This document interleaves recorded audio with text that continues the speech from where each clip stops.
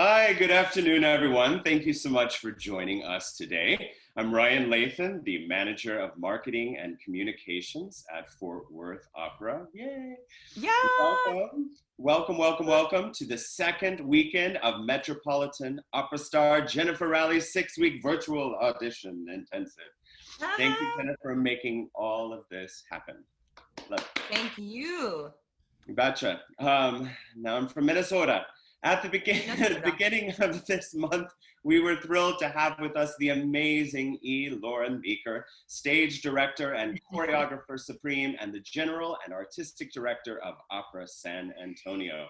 Well, today, we are excited to welcome her back to expand upon her 3 points of focus technique and apply it to recording your video auditions, as well as we all prepare for this virtual audition season ahead. Crazy new, brave new world.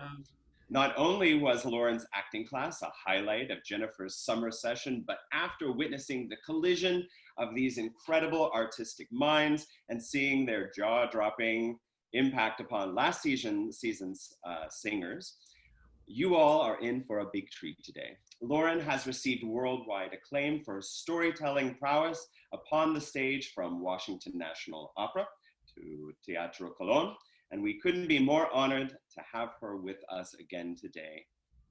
Congrats to Margaret Daly, Rebecca Sachs, Joy Blanchard, Colin Markey, and Madeleine Stern, our 5 fabulous singers today. I hand the mic over to you, Jennifer and Loren. Thank you, Ryan. Loren, thank you so much for being with us again today. Your class, the first session, was like just straight fire. Just straight fire. Ryan and I left the class and we were texting each other back and forth going, what did we just watch? Because it was so incredible. Thank you so much for being with us again. We could not be more thrilled to have you with us again, really. Oh, and I'm after here. Yeah, so, and after we just had our Tosca broadcast this week, yes, Opera San Antonio, which was so great. The cast was amazing. I hope that everyone on the San Antonio side felt as great as we did about it. Yeah, this is, I have to say, Jennifer and Ryan, this is like the month of the union of Fort Worth, Opera San Antonio, and Jennifer Rowley. I love it. It's been great. It's been really great. I'm living for it. I love it. I love it. So Loren sent all of our wonderful singers her homework assignments, which I'm going to show to you guys here on screen share in just a second. I want to definitely show you guys what she had these singers answer before we actually get into working today, because the questions that the singers had to answer, they're super in-depth.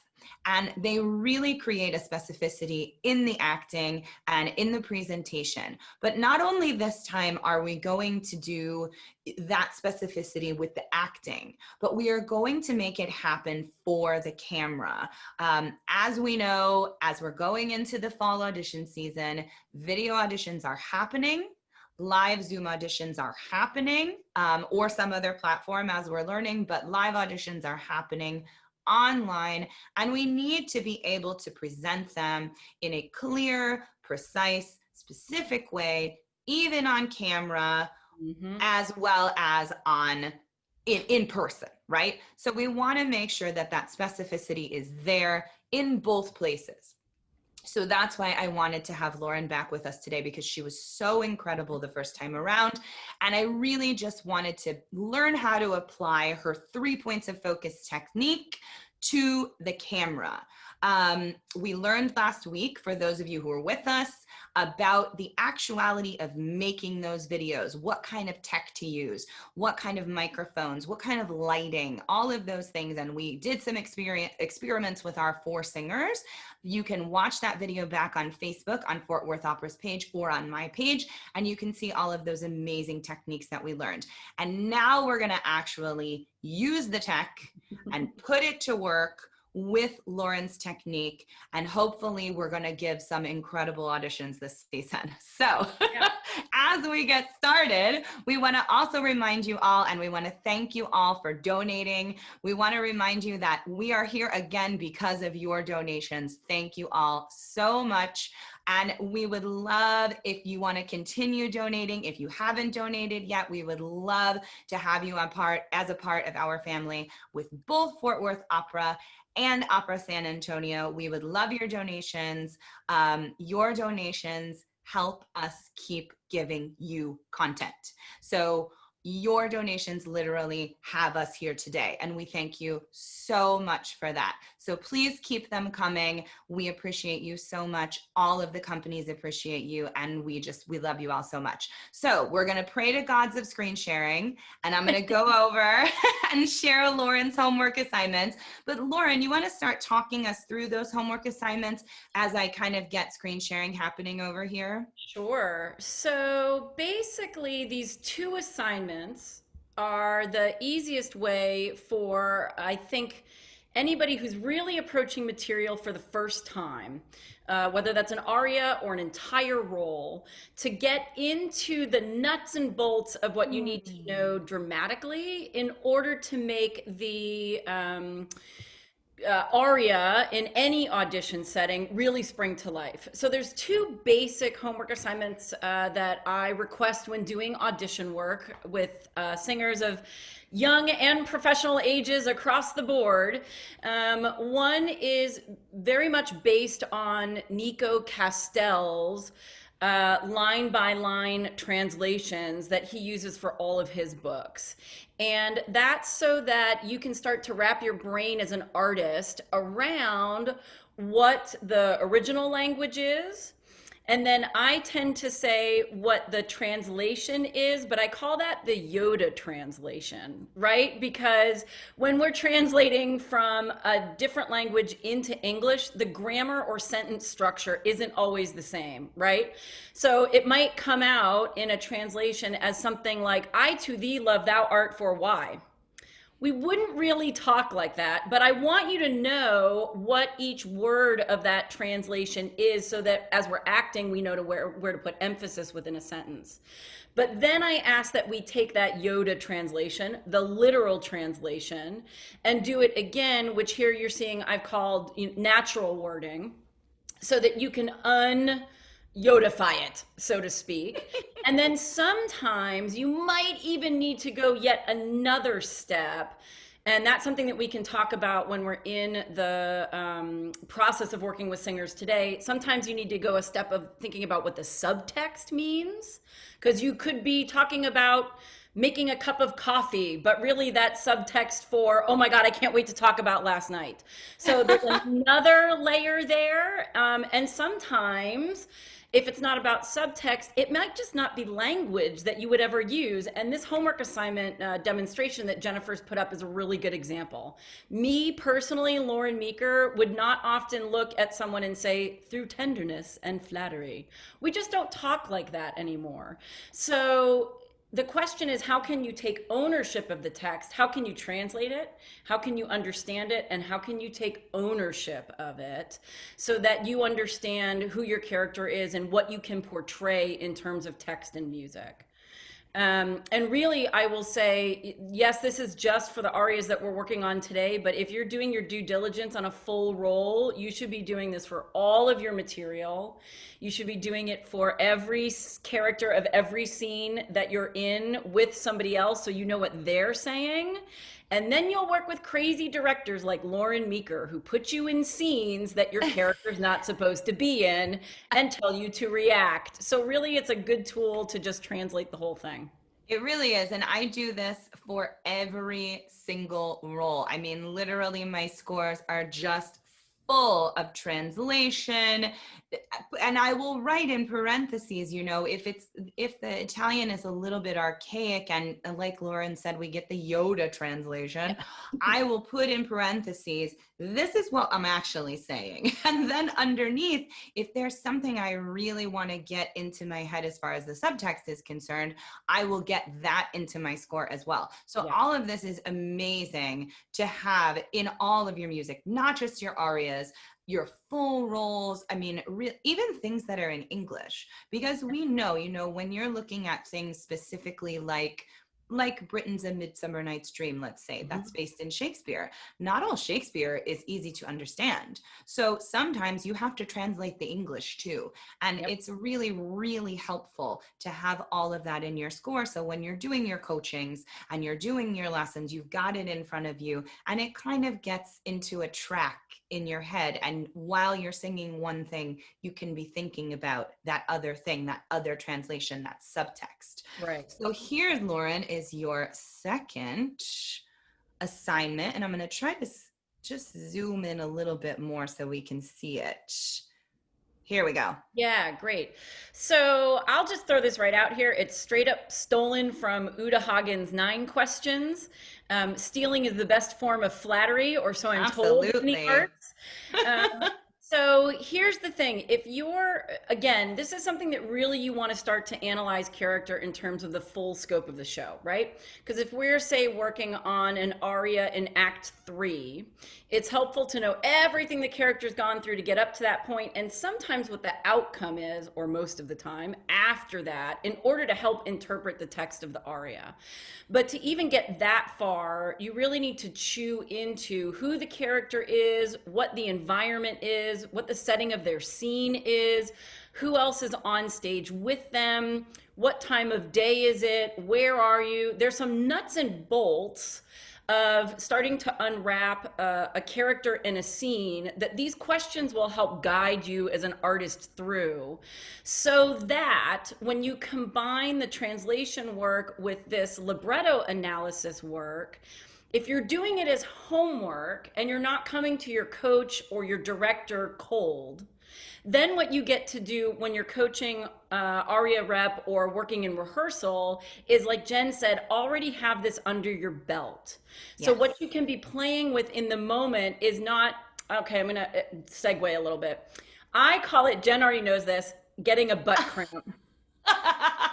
It sounds very personal. It's not, but I think what you'll understand what I mean about this when I say you get a pop quiz question from a colleague or director and your body just tenses, right?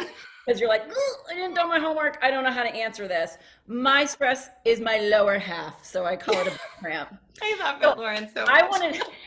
I want to try and have singers avoid having a butt cramp by having done some of this homework, so that whenever we're coaching or working together on a scene, your brain doesn't have to panic about the known quantities of the piece. You can have that under your belt, and then we can really have just a brilliant conversation that evolves and grows from here. Wonderful. I love it. That's too much information. Sorry. No, it's so much wonderful information. Thank you. I love it. I also want to add that by doing this homework and knowing all of this background information about your character for the scene and for the opera itself, it allows you to have a different relationship with your director. It allows you to have a collaborative relationship with that director. So, on the first day of Tosca rehearsal, when we were staging Act 1 of Tosca, Loren said to me, who is your Tosca? How old is she? What, where does she come from? What is this? And we had a really fabulous conversation about the actual play, the Sardou play that Tosca is actually based off of. And so from day one, Loren knew, okay, this girl's done her homework. We're going to have a great time playing with this. This is going to be fun. And we did. We played the whole time. I mean, it was so much fun to work that way. If you haven't done that homework, it's very hard in that moment when the director says, who is your Tosca? How do you feel about her? How old is she? Where does she come from? Why is she coming into this place? Why does she arrive at the scene? What does she want from this scene? If you haven't thought about that, ooh, that's a tough moment. Well, and also, Jennifer, I think this homework can be both an aid for that kind of process, but it can also be an aid if you come into a process where the director has a very different interpretation or non-traditional interpretation of the piece. Absolutely. And what I've heard a lot from young artists is a sense of fear or caution in wanting to make too many choices before you walk in the room, in case the environment that you're getting into throws you something else. I would say I'd rather have material that we've all learned that we can manipulate and figure out how to bring together than to have a blank slate, because then I'm just dragging every inch of every choice out of you, or I feel like I'm manipulating you as opposed to having a conversation. So even if you walk in and this is apples to you, you've studied this character and it's apples, and the director gives you something that's oranges, you know what? They're both foods and they're both fruits. You're gonna find a way to use your homework to aid you in getting to a place where you can have a successful performance. Absolutely, 100%, especially when stuff is off the beaten path. Yeah. You can use that background to inform that choreography or that direction. Absolutely, and anchor and it. Source Absolutely. material. Jen, you just also mentioned source material. I love source material. That's another, beyond the homework assignment. I mean, this is like down and dirty. If you're walking in a room with someone, at the very least, you should have done these 2 homework assignments. But if you're really, wanting to create your craft and take the next step, if there's source material, whether it's poems or a novel or artwork or that's inspired by, go get your hands on that and learn as much as you can about where these characters came from that exists out there for you to take advantage of. Absolutely. And I just wanted to show you guys the questions that Loren is talking about. This is from my Uta Hagen book that I bought in college. We had an amazing acting teacher. I went to Baldwin Wallace University in Ohio, and Victoria Bussert, who is a major name in the musical theater world, was our acting teacher my freshman year. So she pulled these questions out day one and said, you must prepare everything you do with these questions. So this is literally from my college textbook. I love it, Jen. I know, right? So who am I? What time is it? Where am I? What surrounds me? What are the given circumstances? I love that question. That's literally my favorite question, because you have to know what is given to you as a character prior to this scene. And quite often that information is found in other people's lines. So you have to have read the full libretto, translated the full libretto, to find out if a character says something about you that actually informs your given circumstances, something that your character would already know, but you find it out in the libretto from another character. So you need to know that. What is my relationship? What do I want? Also a huge one. What do you want? You need to have a goal. Every aria, every scene has a reason that somebody breaks into song, right? There's a reason that Tosca sings Visidarte, whether it be for herself or whether it be to gain sympathy from Scarpia or whatever it is, there's a reason. And for you as the actor, you have to define that want. You have to define that goal for yourself. What's in my way and what do I do to get what I want? All of these things, you have to have these defined, especially in an audition, because we really need to know that you understand that character in, what could be 3 minutes. Some of these arias are short. If you look at Butterfly, look at Tutto Piccolo e Dio, it's 2.5 minutes. And we have to understand that you understand Butterfly in 2.5 minutes in order for us to say, she is definitely a viable butterfly. Let's cast her. And actually, if you've done your homework well, you'll tell us who you are in your interpretation within the first 15 to 30 seconds. Absolutely. You'll set it up the second you get a downbeat, and you'll be off and running from there. Absolutely. So I'm going to then turn us over for some singing. We're going to start with Margaret Daly, who is joining us from Salzburg. No, Vienna. Here she is. Hi, Margaret. Are you there? Yes. Hi. Hi. Thank you so much for joining us. Please introduce yourself and your piece, and we will get started. All right. My name is Margaret Daly. I'm originally from California, but I'm in Vienna right now. And I will be singing Come Scoglio from Così fan tutte. To get started? All right.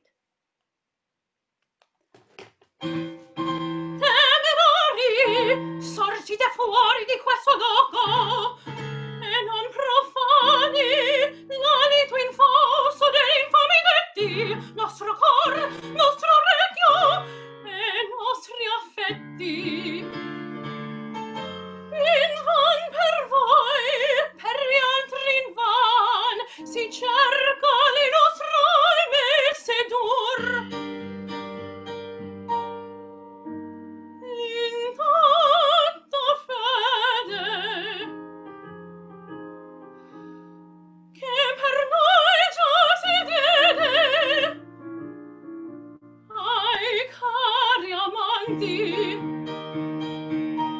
saprem lor osservar infino a morte, a dispetto del mondo e della sorte.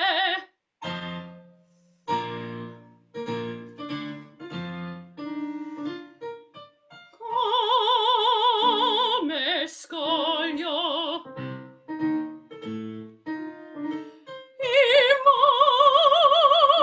immoto resta,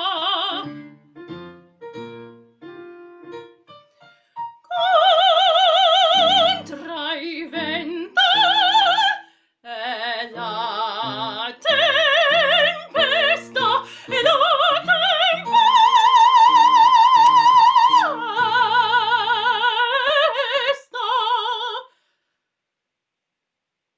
Così ognor quest'alma è forte nella fede e nell'amor.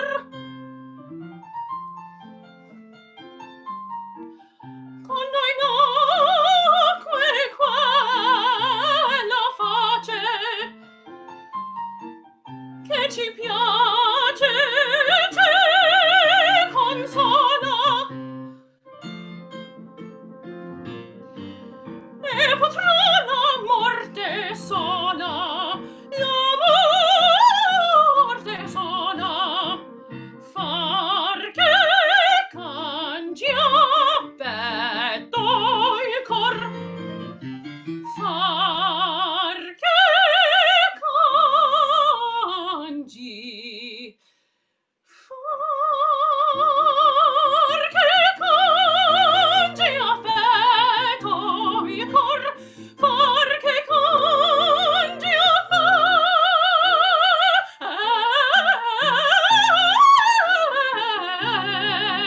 affetto il cor.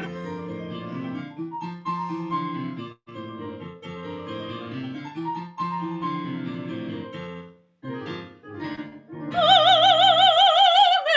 scoglio immoto resta, contra i venti e la tempesta.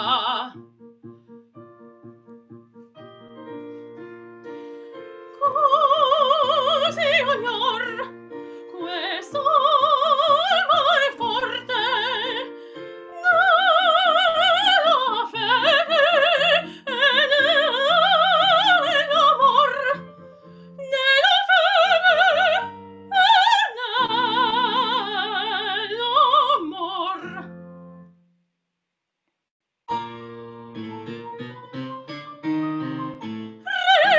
Rispettate anime ingrate,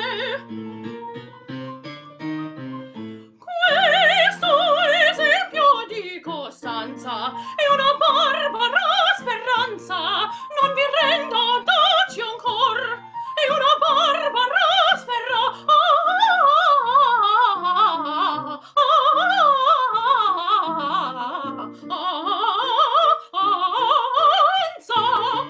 Non vi renda audaci ancor, non vi renda audaci ancor, non vi renda audaci ancor, non vi renda audaci ancor, non vi renda audaci ancor,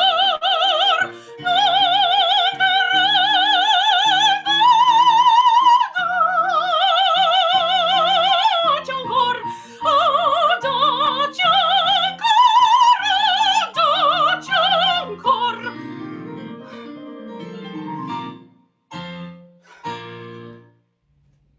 All right, all right. Congratulations. So nice Bravissima. to meet you. Thank you. Bravissima, Margaret. Beautiful. Yeah, beautiful. Margaret, Stunning, really. stunning voice. Absolutely. And I love the backdrop of the books. It looks great. Oh, Fantastic. thanks. Margaret, before we jump in, can you tell everyone what tech you're using today? As far as your setup, do you have an external mic? Are you just using your phone? Yeah, Video? What's happening over there? I forget what it's called. The Shure MV88. Sure. Great. Awesome. I had to configure it on my iPhone first, and then it could go into my computer. And then you have to set the settings so that your mic can hear from my external speakers, but my sound goes into the microphone. Fabulous. It sounds great. We learned this week from Melissa Wagner of the Metropolitan Opera competition that they are going to be asking everyone, what is your tech? And so I'm going to just start asking everyone, what is your tech? So we know what we're listening to, what we're looking at. And so we really can judge, microphone sound versus iPhone sound, and we can take into account what tech you're actually using. So everybody who's singing from here forward, what's your tech? Okay. The company is on a TV right now. Amazing. Yeah. I love that. That's fabulous. Anyway, bravissima, Margaret. Yeah, I'm gonna throw it right over to Loren, and we'll get working. Great. Okay. So for everyone, I know this came up in the session that Jennifer did about tech last week, but I think what you're going to find across the board is that companies are requiring that you get about a 3/4 shot of yourself. So Margaret, I don't know if you're in a space or if you can be in a space where we can see more of your body. And you don't have to say yes to that today, but that would help. Right. The reason I want to bring that up, and the reason to let everybody know why I think that's being requested from companies, is because our eyes in Operaland and what we're hoping to get back to as soon as possible is live performance, right? And in live performance, what we're used to adjudicating, or adoring is probably a better word, is usually the full body of the performer who's on stage. So what's tricky for me, like if I'm just sitting and watching this as a audition tape, what's tricky for me is to understand actually if you're grounded, what your angles are, if you're making interpretive choices and how those are living in your full body.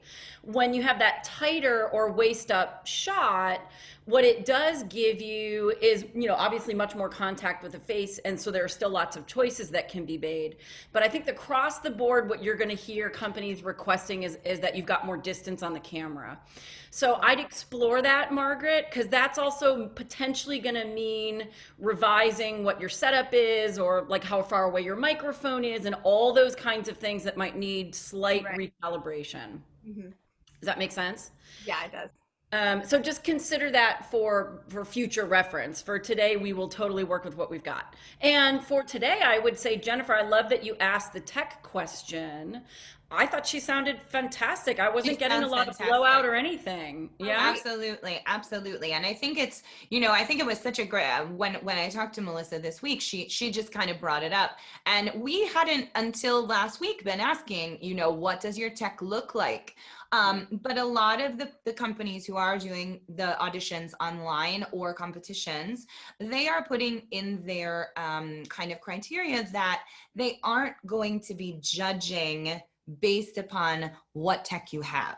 So basically they want to know what tech so that they can put everybody on an even playing field. If you bought $1,000 mic to do your recordings, good on you, but they're going to still judge that quality as if they were listening to someone through an iPhone as well. So basically if your answer to the question is what's your tech? Oh, it's just my iPhone. Then they're going to say, okay, so we heard some audio issues obviously with the iPhone, but we're going to take that out of the picture and we're going to just judge, we're going to judge with that in mind. And I think that's a really great thing because some people, they won't be able to have an external mic. And in these times, we have to be as budget conscious as possible, but we also have to be creative, right? So if you're making your videos just on your iPhone, they're going to know. You're going to be able to tell them, I didn't have an external mic. I didn't have a speaker. This is what I had. I made my video at home. I just wanted to be able to sing. And they're taking that into account, which I think is just amazing. fantastic. But I love, Margaret, I love your setup. It looks great. I do agree with Loren that we could see more of the body. And we did find that out last week with a couple of our singers, that actually when they moved back away from the mic and we did see some more of their body, that we got some more acoustical sound in the space that they were in. And so then the sides of the mic were more allowed to work, and not just the front of the mic. So it might be better for, you know, for recording's sake. Now, I love the backdrop. I think the library look is very cool. So I stay there, but like maybe for if you're doing recordings or something, or a Zoom audition or something like that, back up whatever you have your mic and things like that set on, so that maybe we just see, like, what do you think, Lauren, like hip up? Like knee to hip, somewhere in that area, depending on what you're wearing. Yep. Yeah.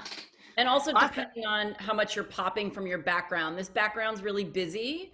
So I love that you're in something dark because you're popping from it, and that's good.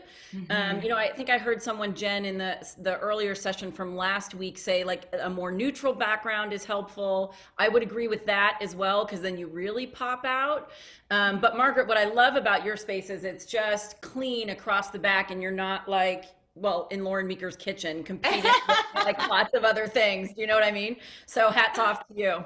Yeah, brava, brava. All right, so let's talk about the actual performance of the aria. Okay, so I want to talk about the actual performance, but hopefully everybody else who's listening will take those notes under consideration as you're mentally preparing for your turn. Yes. So here's something that I have discovered, and something that I also want to encourage for the group. If you're recording for an audition and you can have someone help you to press record, to press play, that way what you buy yourself is what I, as a person who sits in auditions, loves seeing, which is that moment to prepare. And then you get to engage the second there's a downbeat with the music. And what happens when we're manipulating our own devices, through no fault of your own, Margaret, that moment is destroyed, right? I knew that was gonna be right. You said okay, but so for the purposes of the audition, get yourself a partner in crime to run your tech. For today, I'm gonna give you a trick, and Erin Mole, who's I know on this today, had me go through it with her when we were coaching things. Love it. I want you, Margaret, I want you, when you start your accompaniment, I want you to use it and interact with the device in a way that keeps you in your character. Okay. Because what that's going to allow you to do today is go, okay, let's pretend my character's a Valley Girl. Oh my God, I'm so excited for this. I start playing it, I can bop along to it, I can put it down. But I'm already in the mood of my character, as opposed to the music starting and then going, I'm here. You know what I mean? So let's figure out who Fiordiligi is, then we can figure out how she puts her tech down, because she's going to put it down very specifically. Oh, yeah. Margaret, tell me what your experience with this character is like. Have you done it tons? Is the aria brand new? That kind of thing. Well, so the interesting thing is I actually just sang Despina. Okay. Yeah. I think Fiordiligi is... I think she's 18 for one, and I also think she has a lot of pressure on her as a noblewoman who in some ways is the head of her household. And I think part of that pressure is maintaining a reputation. Going through the text of Guglielmo and Ferrando, I think she likes Guglielmo and I think she wants to get married because it provides security, but I don't necessarily think their connection is huge. But I think what's more important to her is ensuring her and her sister's future, seeming faithful and upstanding, and displaying that to people. And so how new, okay, love that. I'm gonna unpack some of that with you. Right. How new is this character? You said you just played Despina, but this is newer to you, yes? Yeah, this is newer to me. Okay, what I love about that, when people have a chance to play multiple characters within a show, is you always learn something about the character from somebody else's perspective. Is so fascinating. And then you get to decide, okay, well, but who am I in this? You know, where do I agree or disagree with Despina? So I love that you said 18. I'm going to counter that by saying to you, 18 is just a number. So I want to know what 18 means, right? Because Despina Right, yeah. at 18 is really different than Fiordiligi at 18.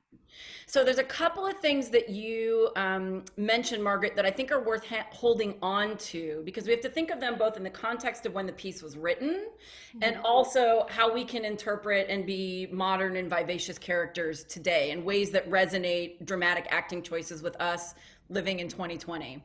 Right. So you said 18, great, noble woman, also very important, because I think this does still exist in our society. Not everybody experiences this, but there are some families that live in social circles with who you are attached to, who you are dating, does have an influence on the family, right?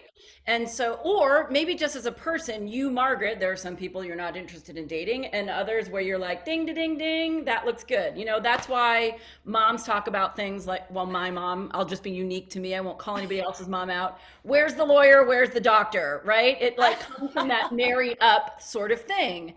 And if we had to categorize Fiordiligi, we would say she's in a family that's going to put pressure on being the firstborn, which you did mention in your character. I agree with that. I think she's the older, although that's not necessarily explicitly spelled out. But I agree. I think she's the older sibling, and therefore she has a certain set of responsibilities. But 18, again, to go back to Despina versus Fiordiligi, maybe even versus Dorabella, also there's a question in there as to how much experience does she have, either with love or with physical, passionate sexual experience. And none of that's dividable for me from her being a noble woman. In my opinion, neither Dorabella or Fiordiligi have had sex. I agree. And that's a big, I'm not trying to be one of those directors that likes everything's about sex or like not be PC. But in the case of figuring out these love relationships, I think that has a huge impact on who she is. Would you agree? Yeah, so I think that she's been physical with Guglielmo, but I don't think they've done it. I think that would be. They've done it. I love it. It's I don't just like heavy petting. Think of it too. Done it. Yes. Okay. So I love, and that's important to me because I do think as human beings, there are things that we go through that just change us, no matter what the experience is. The first time you've fallen in love, the first time you've had sex, the first, somebody just said she's probably kept her legs crossed. Yes, Bobby. Yes. That just, it says who you are as a character and where you are on your journey. And that's really important, I think, to some of the fire that we feel in this aria from her. Okay, so we know she's like holding up her family end of the deal.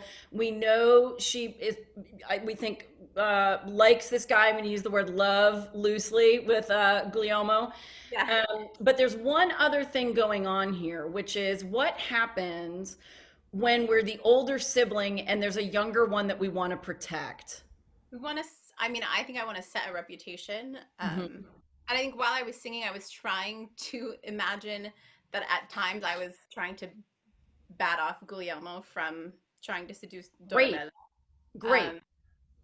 So it was as important to her to keep Dorabella, who is probably more impressionable, pure and chaste and faithful, as myself. Whereas I might not be as worried for myself because, like someone said, she definitely keeps her legs crossed. Isn't it interesting we never meet your parents in this show? Yeah, it's like the reason I say that, the only like older sketchy guy we meet is Don Alfonso. We don't meet any of the other like adults of any of the couples. The reason I ask you that, and this is speaking from my own experience, Margaret, is when I was younger and my parents weren't around, but my brother was, we slip into parent mode super easily. And I think that's part of what's going on with Fiordiligi. She's amped up because her lovers have just left. They've been called off to war. She's amped up to act protective of her younger sister. And all of that's going to allow you to make really specific choices that are, she's sort of emboldening herself in ways that are a bit beyond her years and way beyond her actual knowledge of love and life, right? Yeah. Okay. So let's keep all of that, in our back pockets as we start to deconstruct this a little bit. Talk for me about Who's in the scene with you, Margaret? So Dorabella is with me. Mm-hmm. And then Guglielmo and Ferrando. I don't know their names at this point. Yep. Obviously, but two foreigners. Two Albanian Two dudes. Albanians. Yeah, two. Yep. I probably, as a noblewoman, really look down on them and have certain ideas about that. And then Don Alfonso has just said, "Oh, these are my friends." Like, Yep. and I'm like, it doesn't matter. They need to get out. Despina has run away, and she's like, situation's too hot. Gotta go. Oh, okay, great. So, where in your brain, Margaret? Let's stick with the three characters who I think are going to have the most bang for your buck for the moment. Yeah. Where in your mental eye is your sister, Dorabella, and where are the two boys? Dorabella is here, a bit behind me, but not like super next to me. And then Ferrando is over here, and Guglielmo is here. Or two. Okay. The man trying to seduce my sister is here. The man trying to seduce me is here. Okay. I'm going to preface everything we work on today by saying it can always change. Yeah, You're going to learn new and exciting things every time you coach, every time you get a different director. People are going to keep giving you different options. So we're going to play and we'll find what maybe works for you today. And then you can take it or leave it or adjust as you get more. I think it's rare, and rarely will I say this, Margaret, but I love if Dorabella is right over your shoulder. Right over my shoulder. And if you can feel like, like as if you've just taken her hand and gone, get away from those guys, right? So what that automatically does, if you take your right or your left hand, which is your dominant hand, Margaret? My right hand. Okay, so take your right hand, and what does it do when you pull Dorabella behind you? Woo! Angle! You're on an angle! Yay! Okay. So angles. we're going to start to talk about why Jen and I got excited to do this class in the first place, Margaret. And there's two things. Angles equal acting. Yes. One of Loren Meeker's very simple, blunt statements. And 3 points of focus.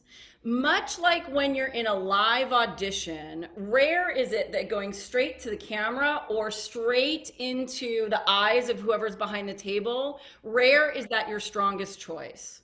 Mm-hmm. And also rare is it that just being face front is your strongest choice, because that's really where we are when we're in neutral. Mm-hmm. So the second you put me on a bit of an angle, or yourself, and I'm not talking profile, right? We're not trying to get there. It's basically just off your shoulder. The second you put yourself on a bit of an angle, I'm like, oh, they made a choice. I don't know what they're doing, but they clearly thought about what's going on, right? So I love if you take her and just put her behind you, mm-hmm. over that shoulder. It, as an actor, can allow you to envision and get energy from the entity you're trying to create that can fill your spine. Yeah. And second, it puts you directly on an angle to one of the two guys, which I think it's great. I just did a little airline motion. I think it's great when your other 2 points of focus are extended off your shoulders. Okay. Yeah. So why don't you go ahead, Margaret, put your arms up, just follow the natural line of your shoulder. Cut in just a little bit for me. So they're sort of yes. Maybe a scooch more, Margaret. Okay, now look over your right arm for me. Yeah, scoot your arms in a little bit. Ooh, ooh, ooh, ooh. Now look over your right. Now look over your left. Yeah, that gives me, you can play, you're in the right zone, I think, to be able to give, yes! You see how you even just turned your head? Now, which one's where? They're two different boys. You don't have to know their names right yet, but where's each of them? One's here, one's there. Okay, what does the one on your left look like? He has a mustache. Of course. Okay. Very well built. He's tall, but the one on the right is taller. I don't remember which one's blonde and which one's not blonde. You can make it up. No one's gonna know. They're not standing there. Right. This one's dark haired and that one's blonde. Okay. Do you like dark hair or blonde hair more? I like dark hair more. Oh, okay. So you gotta fight against that more when you see him. Yeah? Okay. So look at the first one again for me. Mm-hmm. Look at the second one. Feel your sister behind your back. Aha! You see how you There we go. adjusted your body a little bit more? Yeah. That's the other thing. That angle, like walk like an Egyptian, is so great to be able to see that and still get your voice out to us. Yeah, that's gorgeous. You look stunning. Yeah. Absolutely. Okay, now, see, and you haven't even opened your mouth yet. There's so much that has to happen before your mouth even opens. Okay, tell me, how long of an intro do you have musically to prepare, Margaret? I have like 2 chords. Yeah. Okay. Welcome to Recit Hell. And by Recit Hell, I mean the joy of our life. Yes. Okay. So that's why I want to challenge you with like how you're holding your device. Yeah. Because if you've only got 2 chords to get in it to win it, then you've got to really commit. Right. Can you just play, this is going to seem silly, but just play those first 2 chords for me on your accompaniment and then stop the track. And then pause afterwards? Sorry. Yep. Okay.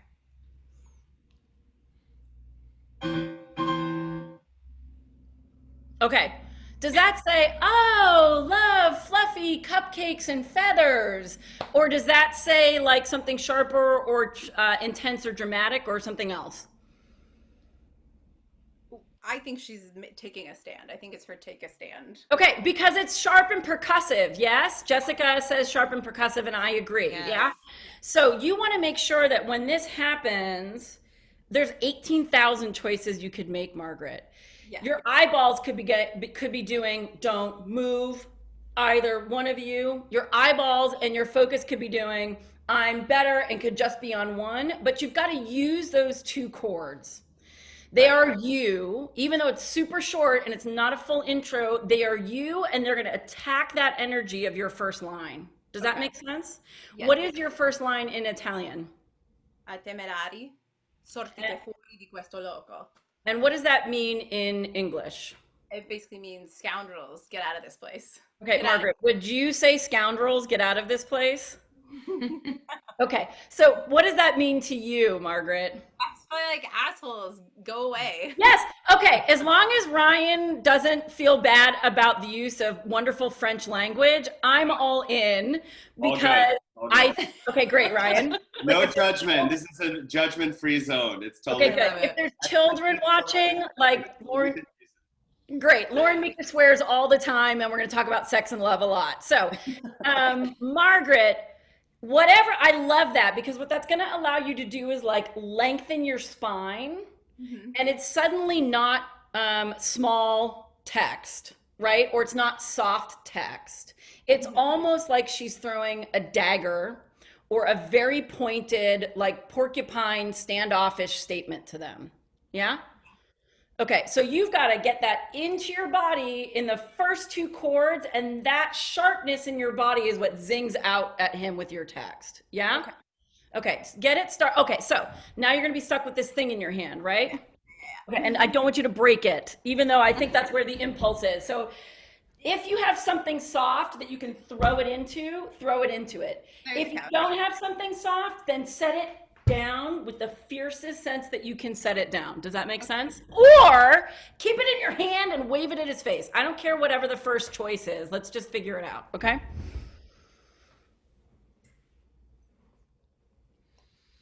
Temerari.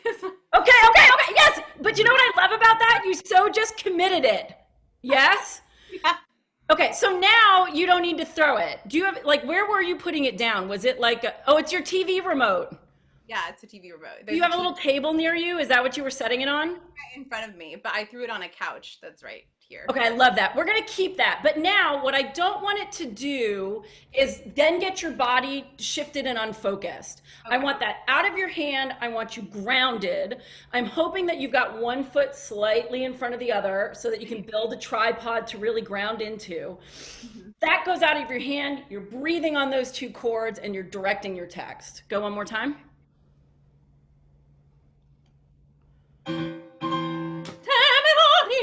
Sorgite fuori di questo loco. Okay, good.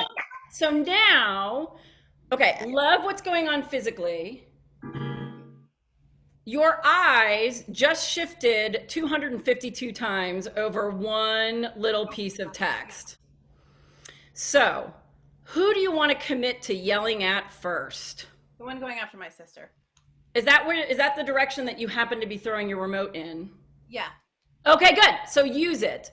So throw the remote in that direction. Keep your text on him and don't move your eyes. You know when your mom yells at you and your like eyes or whoever, like an authority figure, it could be a teacher, yells at you and your eyes are like, they don't move?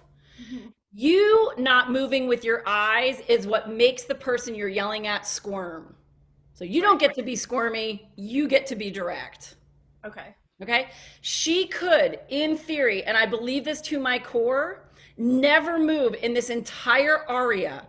If she keeps her eyes focused and her lips and text intense, it should nail them to the fucking cross. Do you know what I mean? Yeah, so yeah. less is going to be more with her, okay? Okay. Go? Yeah. Okay, let me... Oh, that was... Ah! Did you just cut yourself? Started at the wrong part. That's okay. One more time.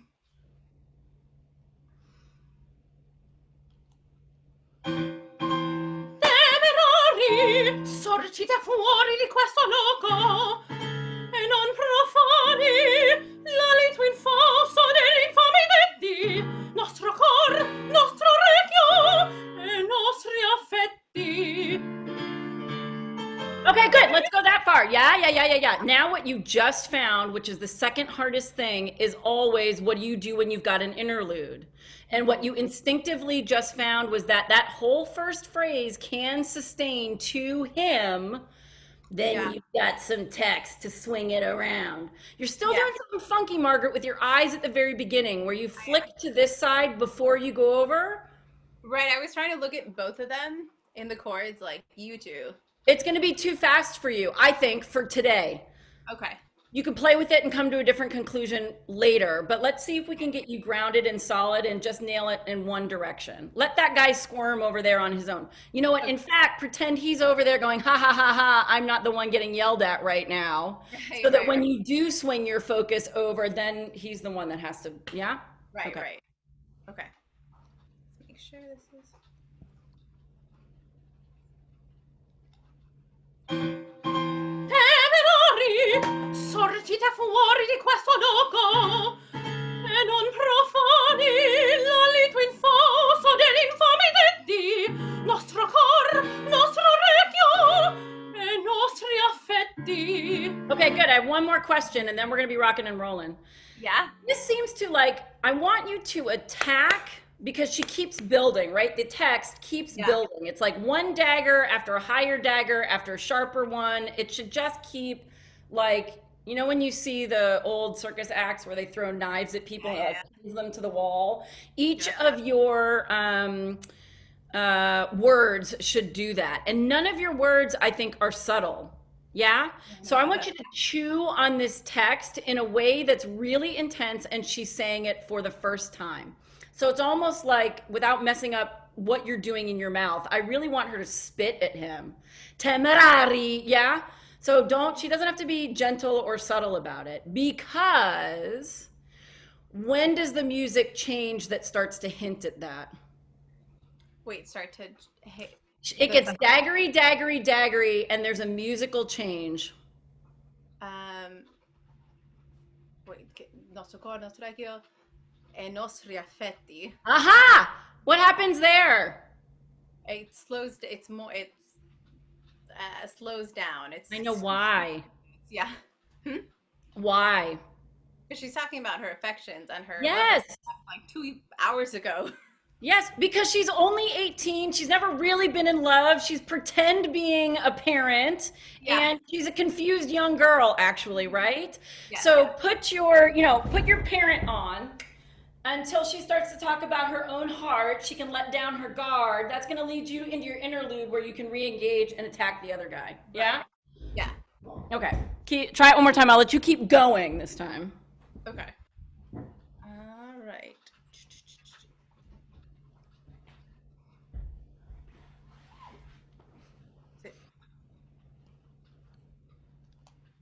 Good. Yes. Oh, I love that. Temerari, sorgite fuori di questo loco e non profani l'alito infasto dell'infame detti, nostro cor, nostro orecchio e nostri affetti. Invan per voi, per gli altri invan si cerca le nostre alme sedur.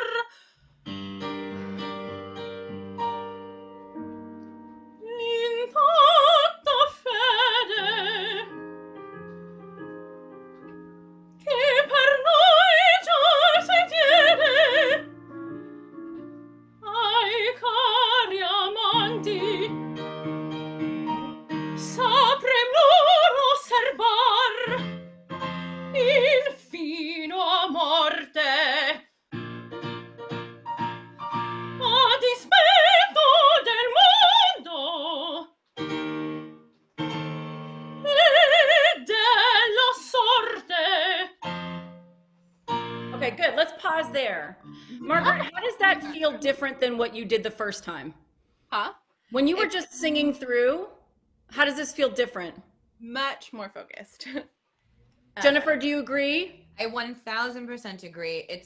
There's so much more specificity in who you're talking to, what your intention is, and if I must go from the singer perspective of things, it made the first 2 lines settle your voice, nerves, vibrato, breath, diction, everything in that specificity to literally just go, temerari, sortite fuori di questo loco. You settled everything. And myself as a singer, but as someone who would listen to an audition goes, oh, okay then.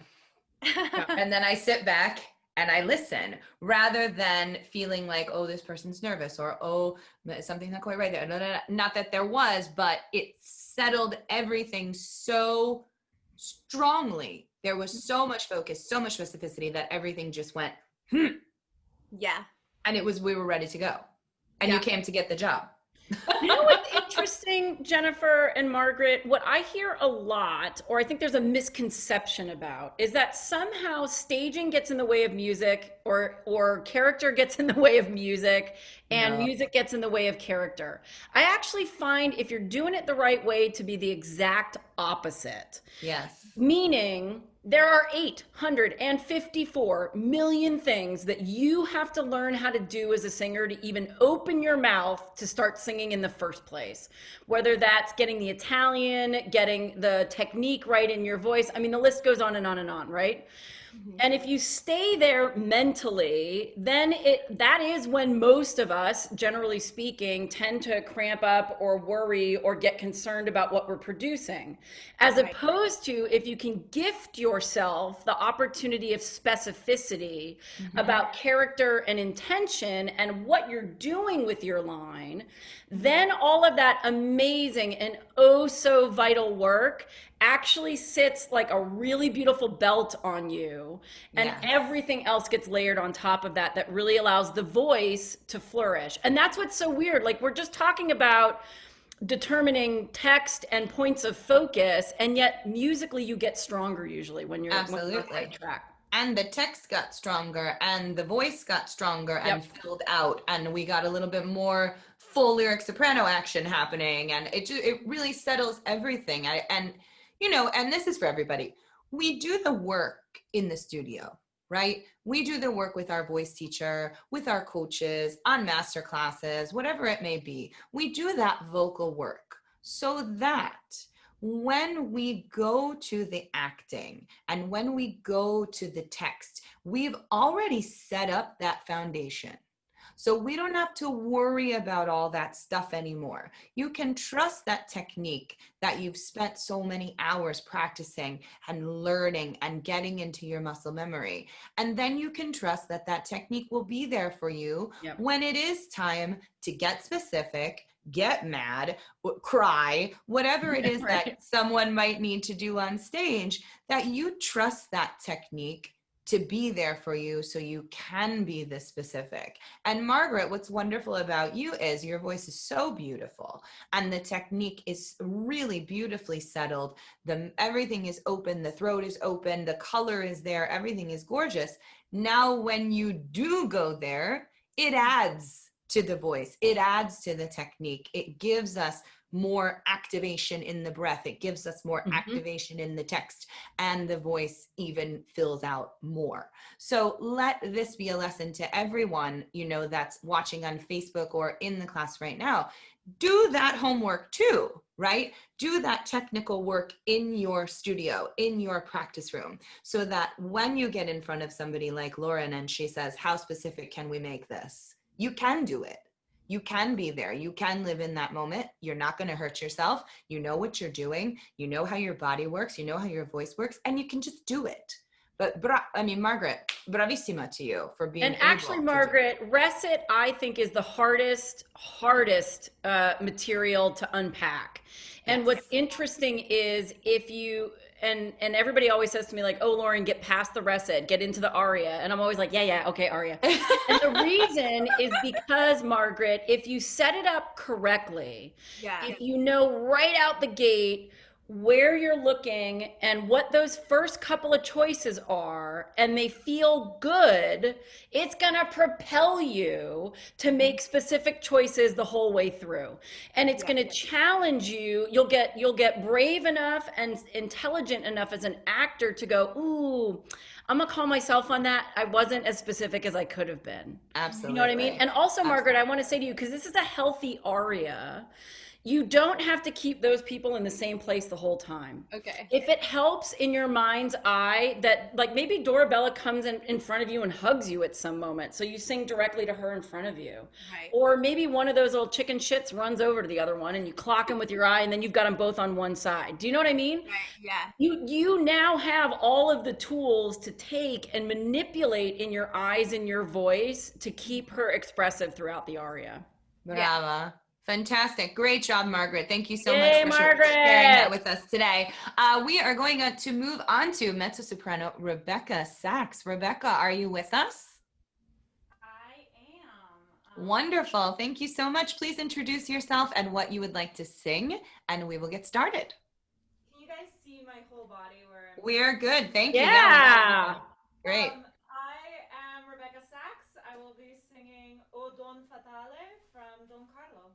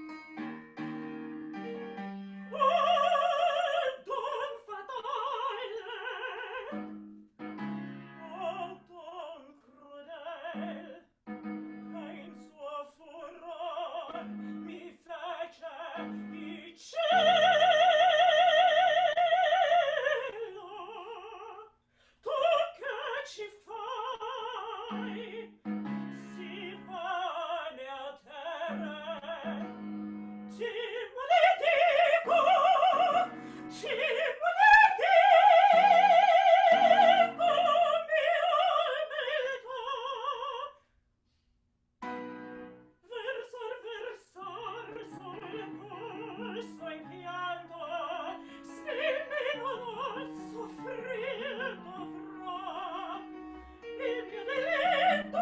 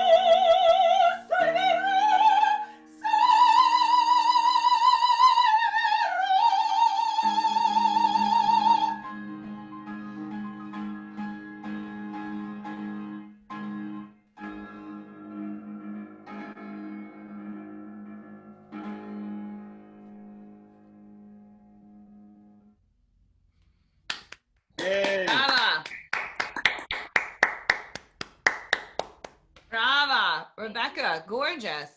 Fantastic. Wow. Amazing.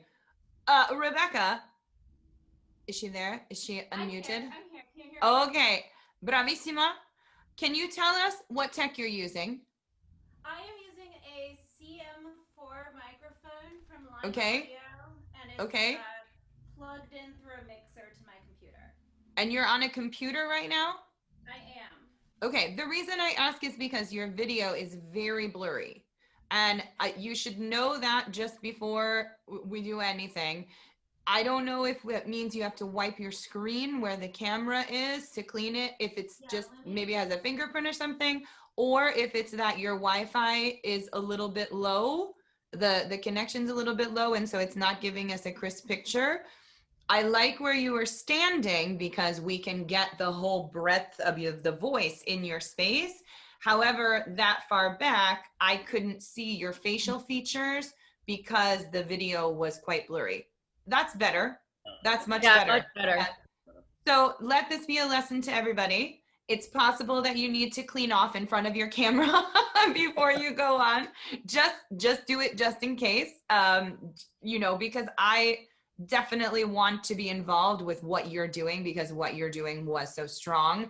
But I felt like, oh, maybe there's a Zoom problem or maybe there's a camera problem. I'm not quite sure. But now it's better. So that's good. The only singery thing that I want to say is that the voice is awesome. Love the top. The top is super secure. The bottom is super secure. Love it. Love it. I would love your first line to be as secure and as grounded as the last line of your aria. Because my very first impression is your first line. And the very first impression I got of your voice was, oh, wow, this voice is wild, because it went crazy. The vibrato went strange. It went very, very fast. You were off your body. You were leaning forward. And I don't know if that's starting the recording and all of that kind of stress, but then I had to learn in the next minute to 2 minutes that actually, no, this voice actually is quite settled. It is quite strong. She does have a good foundation. The larynx is pretty well anchored. The vibrato is pretty steady. The chest voice is great, da, da, da, da, da. But my first impression wasn't what I ended up with. And a really good audition gives me from the first 15 seconds, I have all the information I need to know if this is a singer that is ready, A, for this repertoire, and B, for this repertoire in a regional level house, A-level house, European, whatever house it is that you're auditioning for. We can tell in the first 15 to 30 seconds. Yeah. And in your first 15 seconds, my first impression was that this voice isn't grounded and isn't solid. But in fact, it actually is. So I'm wondering, Loren, if you heard that same thing, and if there is something we could do with that first line to make it a bit more specific, a bit more grounded, so she can really connect right down into that body and wail out that first line so that that first line is exactly as confident and settled and fabulous as the last line was. Yeah, it's funny, Jen, that was exactly the first note that I wrote. Which is first phrase, all in one breath, how do we nail it? is a great thing to tackle. But before we even go into that, Rebecca, really phenomenal. It's not an easy aria. It's not an easy show. In fact, I have ducked every opportunity to walk to direct it because I haven't figured it out yet. It's incredibly difficult. But this character is so fabulous and so juicy, and I have a sense that you've already got some good stuff cooking with her. So let's see if we can just flesh it out and get a little more specific. Go back for me, Rebecca, to where you were standing. And yes, Jen, thank you for mentioning the camera. Rebecca, just talk for a second so my video switches to you. Hello. Can you see Yeah, there we go. Okay, great. I actually think you could come a step or two closer. And maybe you could even, if you could get your camera up a little bit higher, you could, which I don't know if that's possible or not, you could get even maybe a step closer.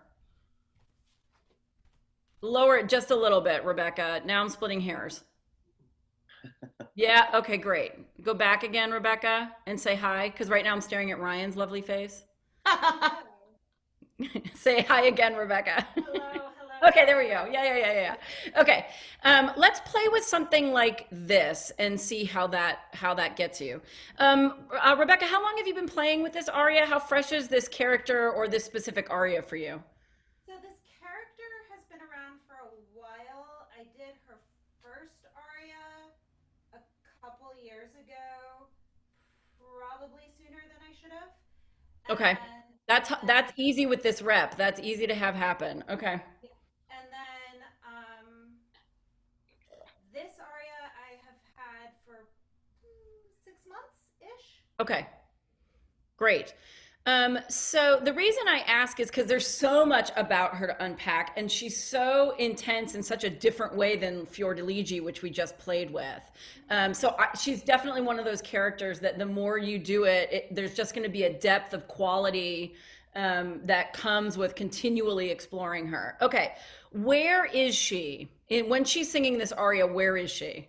She's in the king's bedchamber by herself. What is she doing in the king's bedchamber? So, Elizabeth, the queen, Yes. has fainted. The king said, "People, please come help me." So she rushed and went to help Elizabeth. King accuses Elizabeth of infidelity because Abely, me, was Yes. like, "I think she's flirting with Carlos because I'm in love with Carlos," and she has in fact been flirting with Carlos. And the king's like, "I'm mad about this." And then I admit to Elizabeth that I betrayed her, and Elizabeth is like, "You suck. Either I'm exiling you or you have to go live in a convent." Okay, so have you been in the king's bedchamber before? Yeah, I'm having an affair with the king. Ooh, okay, so this room comes loaded with awesome energy. Yeah. And of all of the people that you just talked about, who's in the room with you at this point in time? Anybody? Nobody. Okay, I'm going to change that for you as an actress. Okay. Because you're in an audition setting and because there's no one around you, we just need to envision whatever helps you live in the moment. So my guess is, based on what you're saying, you probably want to put Don Carlo somewhere in your mental left or right space. And you probably want to put, okay, he's there, great. And you probably want to put Elizabeth somewhere. Okay, great. So off of your shoulders, go ahead and raise for me so I can just check your angles. Look over your left hand. So tighten your angle for me a little bit. Yeah, look over your right hand. Yeah, okay, it's about there. Lower your arms for me, Rebecca. You are fabulously tall. I think you're taller. Can you start, I'm such a wackadoodle-doo, Rebecca. Can you start, like, bend your knees and wiggle, like, down into your hips and just get some breath into your pelvis and your belly? And then can you send that wiggle, like, I don't know, for me today, it's peach colored. My wiggle, my energy wiggle is like gonna go up my spine and lengthen it, particularly when I get into my neck. Wiggle into your neck. Yeah. And then lengthen, not out the front of your spine, but right out the top of the back of the head. Yeah, okay, I swear to God, you're like 3 inches taller. Mm-hmm. Now, keep that length. That's what you're going to be challenged to find, right? Keep that length. And what's your first line of Italian? Più non vedrò. And what does that mean? I'll never see you again. Uh-huh. What's actually the very first thing that you say? Okay. Anytime a composer gives you an it's like the gift of all gifts, because it's a pure vowel, gooey, emotional expression, right? So is this an that's like, oh, I just opened a present? Is it an that, okay, what is it, Rebecca? It is like desperation. Okay. So then I have a question, which is, Who is if you were to imagine taking this text, or if text is about someone, who is it about? Who can you focus on as an actor? It's about Elizabeth.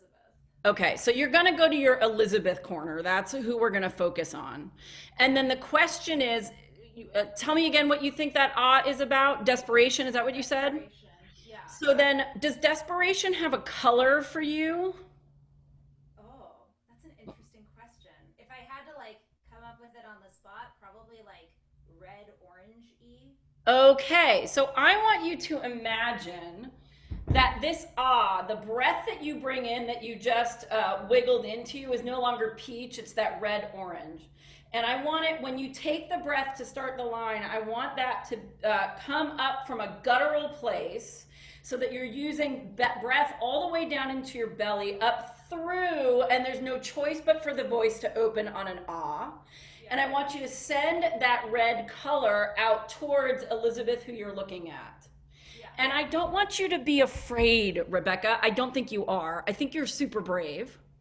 I don't want you to be afraid to release emotion into this moment. Okay. So if you get there as an actor today and you do this and you can't sing after that, it's okay.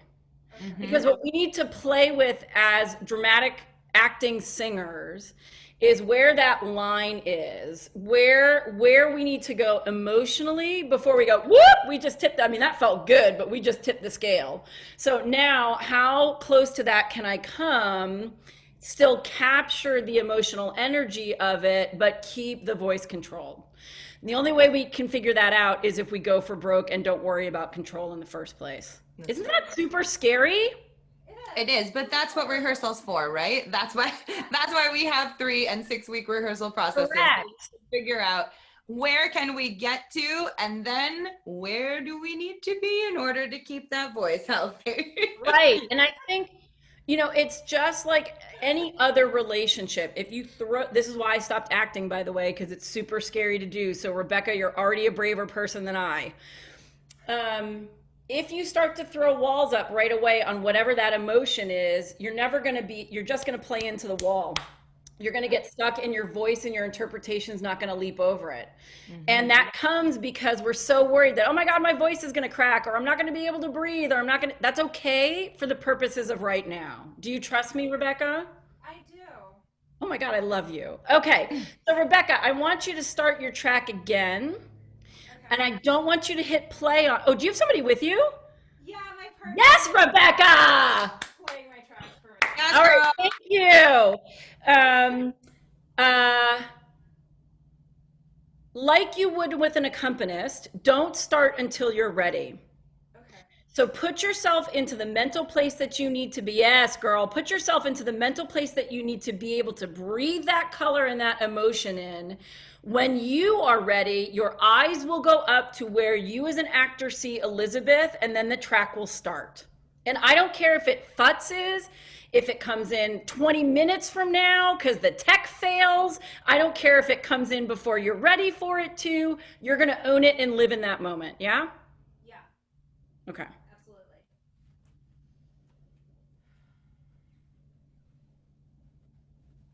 Find your length.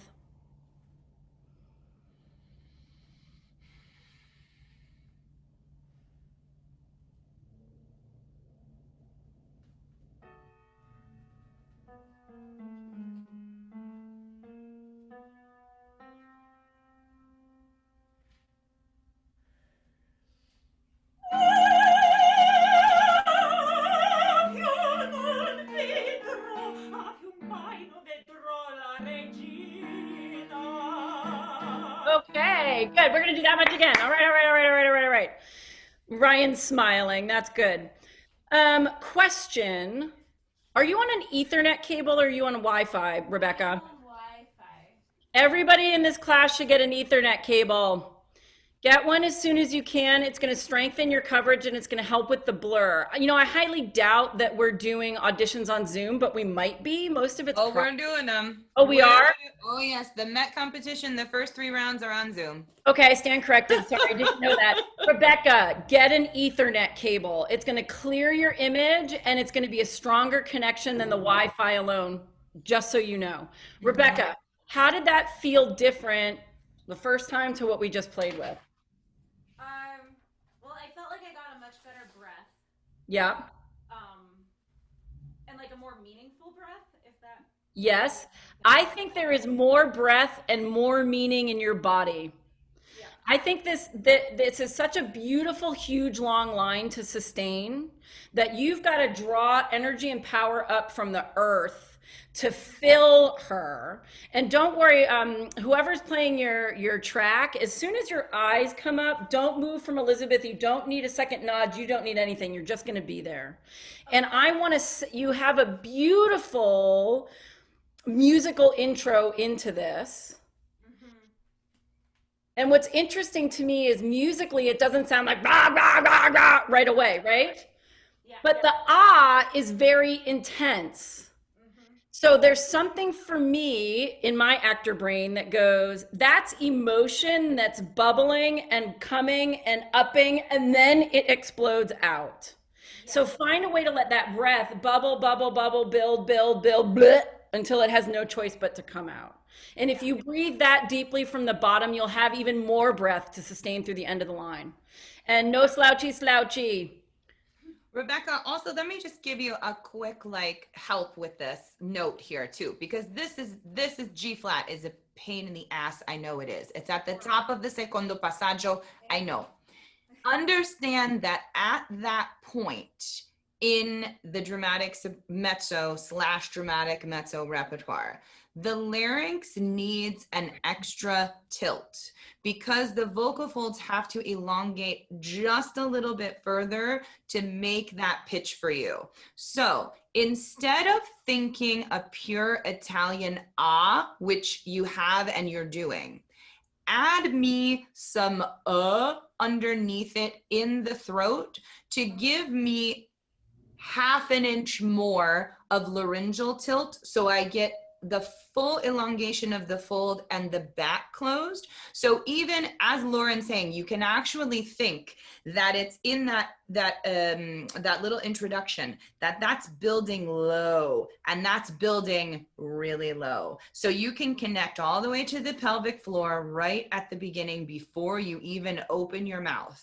Then as that bubbles up for you, allow it to open the throat, release the larynx, and let come out instead of this way. Yeah. It's going to help you at the top of the secondo passaggio. See if that helps just with that particular note. I know for your voice type is a pain in the ass. I know it.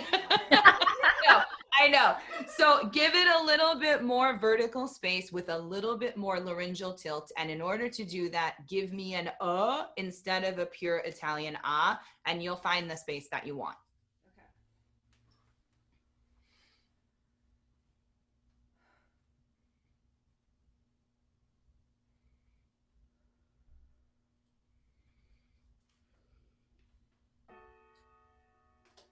Okay. Yeah.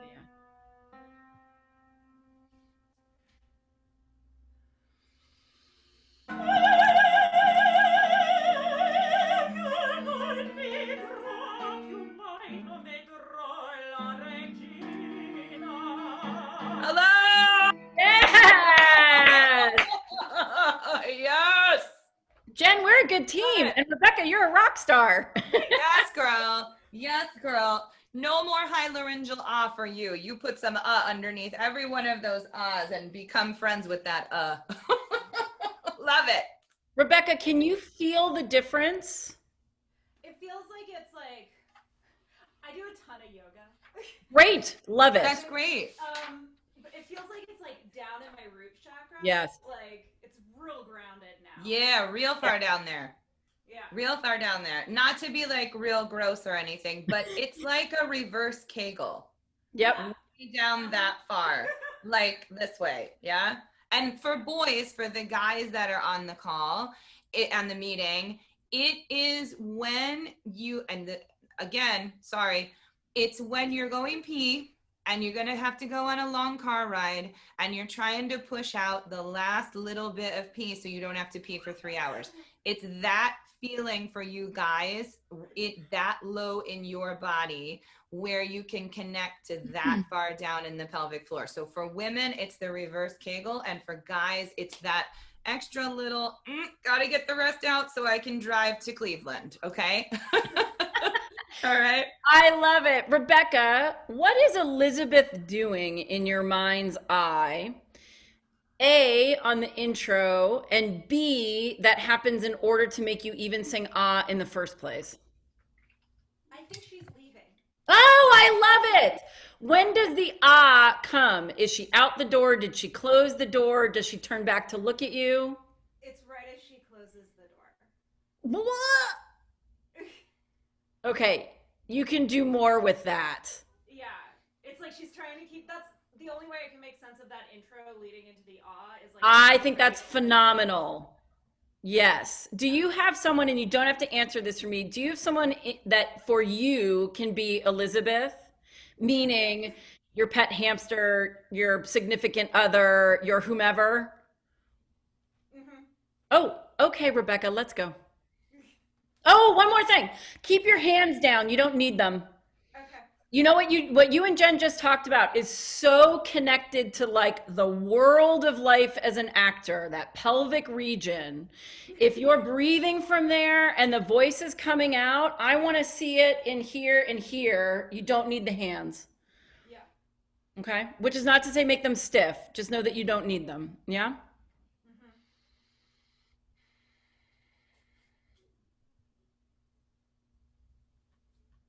Yeah.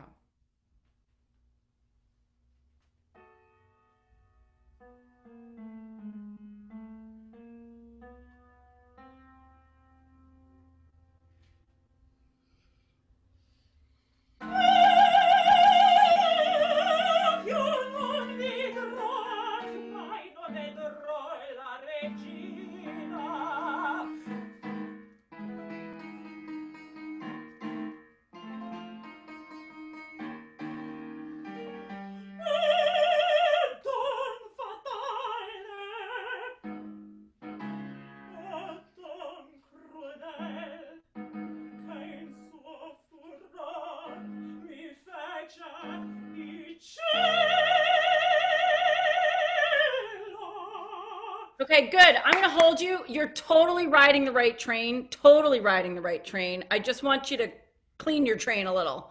Yeah. So when you finish Vedrò la Regina, are you as an actor going off of where Elizabeth was, off of the door that just got closed? Yeah. And then where's your focus? This is what's hard for me because she's talking about herself. Like, so put yourself in front of yourself. Okay. So what happens, like, okay, I'm gonna use a totally as if, Rebecca. Aren't there moments in our life where we sit there and we reminisce about something? It could be a pizza date that you just went on, or it could have been a class that you just took that you excelled at. We see ourselves in our mind's eye all the time, right? Mm-hmm. So why not put whatever that image of you is, what is that image of you? Is that you with her? Is that a past memory? What could it be for you? I mean, it's just me.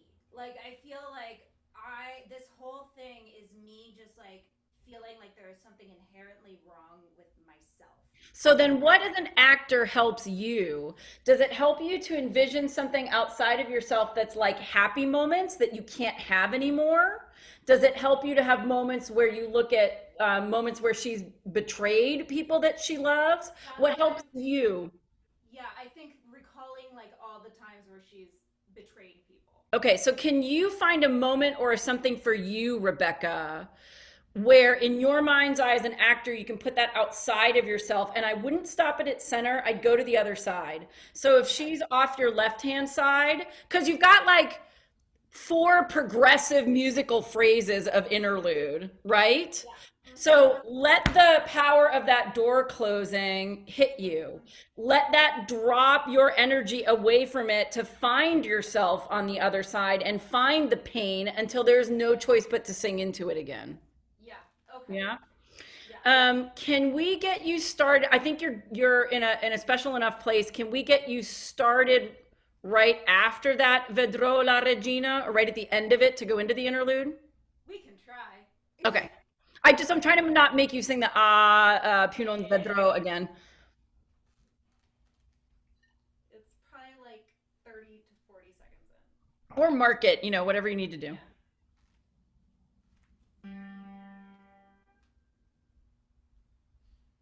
Release your hands. You know what? Just do it from the top. Just do it from the top. Jennifer helped you find a gorgeous it's gonna like be the most stunning thing ever. Yeah, might as well try that again. It was great.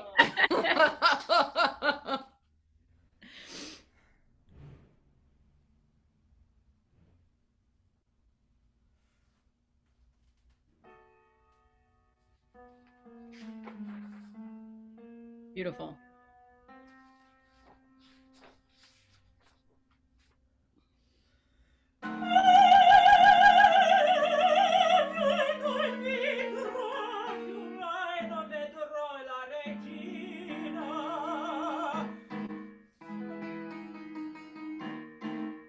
Yeah, great.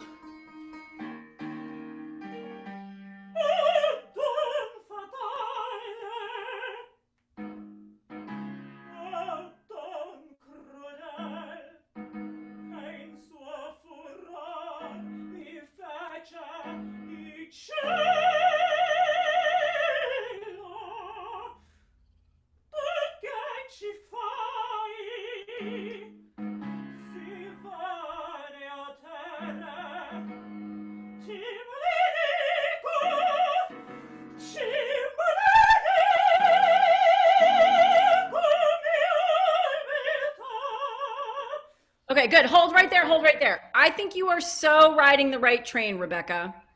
But two things I want you to be aware of. One, careful because your arms are getting a little, they're getting, like, I think you're awesome sauce. I think if you spend time connecting, you've got tension here because there's so much going on in your body to create this sound, right? And it's such massive emotion and character. But see if you can connect that back to your core and back in, like, think of it as like a column of color that's just flowing through her. So it's not getting trapped out here in the extremities. Keep breath in your knees and keep breathing through the ground up so that that tension can release here and the rest of the energy can come up and out. Does that make sense? Then I wonder, I should have written it down. I think it was when you said ti maledico, you were like fabulously powerful vocally, but you backed away from the camera. And I actually think she's leaning into cursing, revolting from the choices that she's made. So rather than backing off of it, what happens if you, and that might ultimately be the right choice. I'm not saying you did the wrong thing. I just want to go on an experiment here. What if instead of backstepping, which generally speaking, gang, tends to weaken us, what if instead of backstepping, she either holds her ground or steps up into it? Do you know what I mean? Yeah. Can we get into that somehow? Yeah, just like back it up a few seconds and we'll be in the right place. Yeah, I'll figure it out. Find your length. Drop your hands. There you go.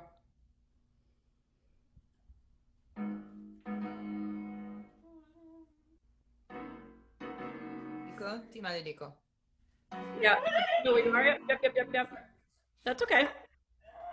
Brain, sorry. All right, yeah. Same spot? Yeah. I'll back it up a little bit more. Yeah. It's hard with just the, Dio cielo.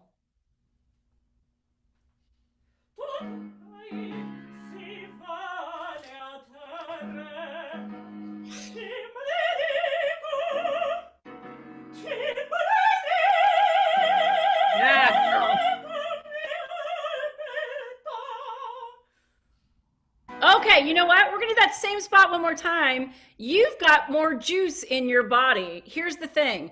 I don't want you to get stiff, but I also don't want you to not gesture.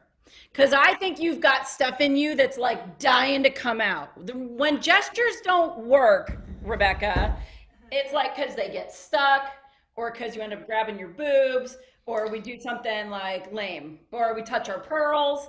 But if you're like, I curse the ground that my beauty walks on, I cannot stand it. If they're coming from an organic place, I'll buy it. Okay, cool, cool, cool. Yeah.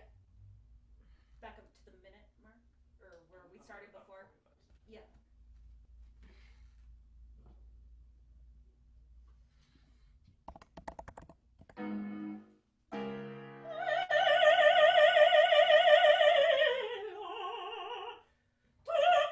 Ci fai, si vane a terra, ti maledico, ti maledico, mia beltà. Versar sui tuoi, sui pianto. Okay, good. Yeah. I'll buy that. You can keep playing with that because it was a tad melodramatic, switching gears, just a tad. But you can. But I'd rather have you get it in your body and then figure out how to really own it. Yeah. Versar is such a fast shift. Why? And how do you use that to your advantage? I mean, she just is like, she's trying not to be so self-involved. It ends up being super self-involved anyway, but like, she's like, she's moving from focusing on like her beauty to like her tears. And it's like trying to like externalize these things is sort of. Can you attack it more? Because right now it feels like the change in tempo and the change in intention is catching you off guard. Yeah. As opposed to you owning it, and she is the cause of that change. Does that make sense? Yeah. So even if it's like, if you want to like throw away the thought of beauty or reattack and think about tears, you've got to shift on a dime to get into that. Absolutely. Try it again. Yeah. And Rebecca, it might help if you, I don't know if you have a score in front of you, but Verdi wrote a big old accent on your versar, sol posso il pianto, speme no soffrir. He wrote accents for you on 4 and 2 to give you that solidity in that new tempo. So if when you start, you give me the versar, sol posso il pianto, speme no soffrir dovrò, it might help you land that tempo a little bit more solidly with the accents. Yeah.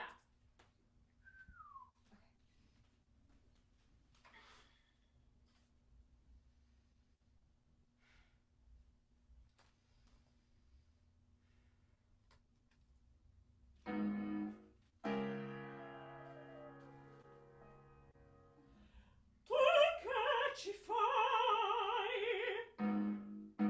si vane a terra, ti maledico, ti maledico, mia beltà. Versar sol posso e pianto, spirito non soffrir dovrò, il mio diritto io rivedo, che cancillar mai non potrò. Yeah, okay, Rebecca, you're on the right track. What just happened in your body that I'm going to tell you we have to find another solution for? Yeah, what else? Yep, that's it. You got it. So why did that happen, and where can you propel the energy so that Propel it into, yeah. your legs and your pelvis, everyone, and your breath that's connected to that are going to be your success every time. And if you connect to that, it's going to help your breath and your vocal line too. I think, Jennifer can tell me if I'm wrong, I think there's more time for depth of breath in between these phrases than you think there is. Absolutely. Don't be misled by the faster change into tempo. You've got time to breathe and get that emotion out. Well, he's also given you an eighth rest to breathe, and then an accent, but you have an unaccented syllable each time. So if you're doing versar, versar, sol posso il pianto, speme non soffrir dobro, off, breathe, il mio delitto, he gave you another accent, e orribili tanto che cancellar mai no potrò, he gave you another accent. So find your anchor in what he wrote. When you do Verdi, and anyone who is watching today, when you do Verdi, he literally wrote what he wanted. And so anywhere in the world, any conductor is going to expect that you know every accent, every appoggiatura, every legato, every place he wrote a slur and doesn't want you to breathe. He wants them all. And the best conductors will make you do them all. So because they create something that Verdi made so Verdi's music is so spectacular, and when you do them all, it's so special. So go back through, even though this is an old aria, go back through and look and see where he put your accents, because where he put them for you gives you an anchor.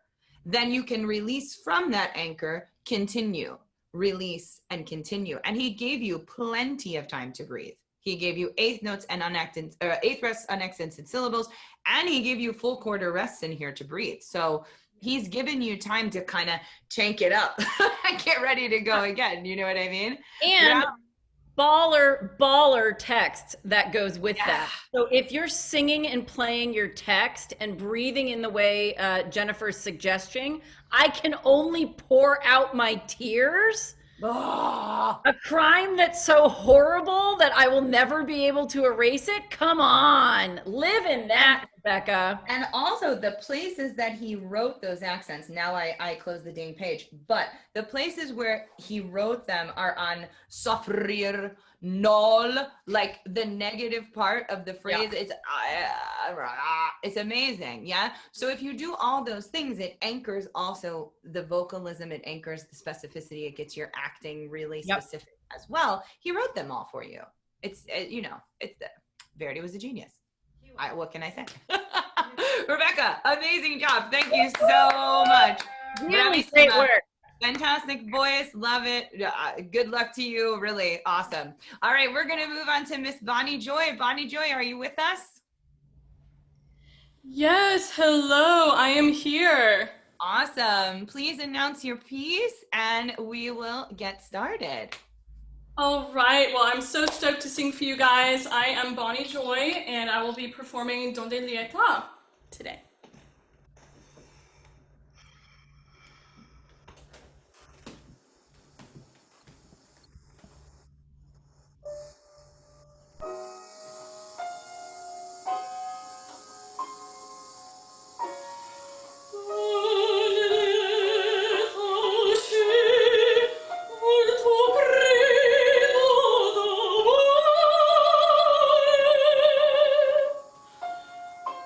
Oh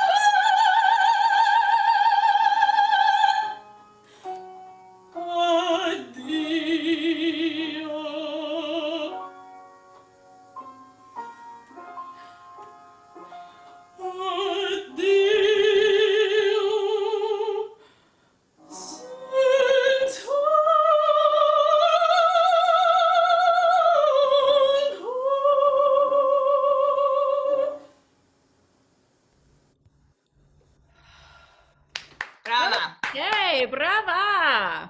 Brava, Bonnie. Thank you so much. P.S. I love your Vinik. Gorgeous. Gorgeous. Beautiful. But I love this aria so much. And for everyone that's watching also, when you sing Puccini, you also must follow exactly what is in the score. And I think for all the sopranos who are watching today, and I know there are a lot of you who sing this aria, please make note of where he wrote your rubato in this aria, because quite often we do the rubato as a stylistic, thing that happens in the Verismo style and happens with Puccini. But in this particular aria, he wrote the rubato for you. And he wrote it in two different ways. And the ways that he wrote it, he writes at the end of a phrase leading into a downbeat. And what I think is fascinating about that, it's almost as if she's come up with something to say to him. She turns away. Oh, and one other thing.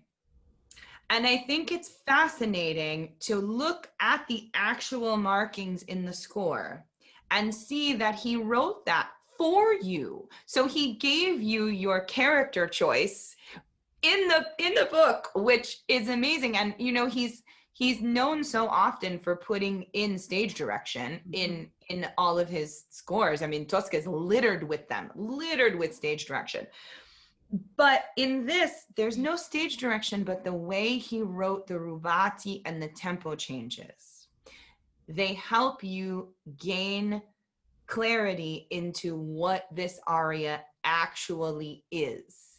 And it isn't a sweet, pretty, it's a desperate woman who doesn't want to spend the winter in the cold, alone, and sick. She wants to have someone to hold her, someone to be with her, and someone to take care of her. And every single one of those rubati is a new tactic to get him to reach out his hand and say, come on, honey, come home with me. I'm going to take care of you. Every single one of them. And so it's so important with this aria, because a lot of people do this aria at auditions. Mm-hmm. It's so important that you have that specificity vocally and in the character. And vocally, he wrote it so perfectly. Yeah, I just wanted to say that, Bonnie, you're doing a great job. I think you can go further. I think you can take those rubati a tempo further, because they really create a beautiful image of a woman who really doesn't want to be alone. And there's a desperation in her that she has to accomplish this through this 3 minutes. Yeah, Loren. I need to get a new track. Yeah, there's definitely in the track, we can have some more rubato in the ends of the phrases, a tempo. And then what's amazing is he switches it. That from Vada sotto I guanciale c'è la cuffietta rosa, he changes it to the important words. He changes the rubato to the words that are going to hit him in the heart. And she hopes will hit him in the heart. It's fascinating musically. So I just wanted to say that you can go, I know you, Bonnie, and you can go further as a musician and as a singer and as an actress. You can go another step for sure in that. Yeah. Bonnie, everything that Jen is talking about for me means that you can make your physical and mental choices more elastic. That a lot of what I'm seeing in this first pass through is an actress who's tried to make choices in terms of specificity about what you're envisioning where. But there's something about, it's in the music as Jen's describing, it's in her character in general, that is not a sharp and angular character for me. That I tend to reserve for Musetta. Especially given that she's ill, given that we're as late as Act 3 and it's winter. Yeah. There's something about her that's like, you know, you got to go, but you can't. I want him to come with me, but he can't. And the movement or the choices that you make need to sort of ooze and lengthen between, as opposed to feeling planned. Does that make sense? Yes, ooze. Ooze. Love it. So, Bonnie, I'm going to say some things, and Jennifer, feel free to disagree with me. I would choose different earrings that don't distract from your face quite so much. Yes. And this has to do partly, you know, I'm not ever saying totally dress for the character, but know what your outfit or your jewelry choices help to say about her. And there's something that's so delicate about Mimi in a brilliant sense, not in a fragile, well, fragile too, but that those just, they bling her out a little too much for me, and they distract, they add to the sharp movement. Does that make sense? Yeah, totally.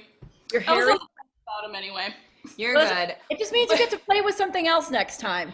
I used to sing, Lauren, I used to sing Glitter and Bouquet for auditions all the time when I was in coloratura. And of course I used to wear like big, beautiful, like chandelier earrings. And every time I'd go, they'd be like going back and forth like this. And finally in an audition, someone said to me, Jen, you have to take the earrings off. They're so but you're totally right. Every time she moves her head, the earrings are like great. Not that they're not awesome earrings. No, they're totally awesome. Totally awesome. Bonnie, I just have to ask you really quickly what your tech is, because Yes. I've asked everybody else and people are giving me the note. Jen, come on, find out the tech. So Bonnie, tell us what you got going on over there. This is just my iPhone and a ring Right. light in my kitchen.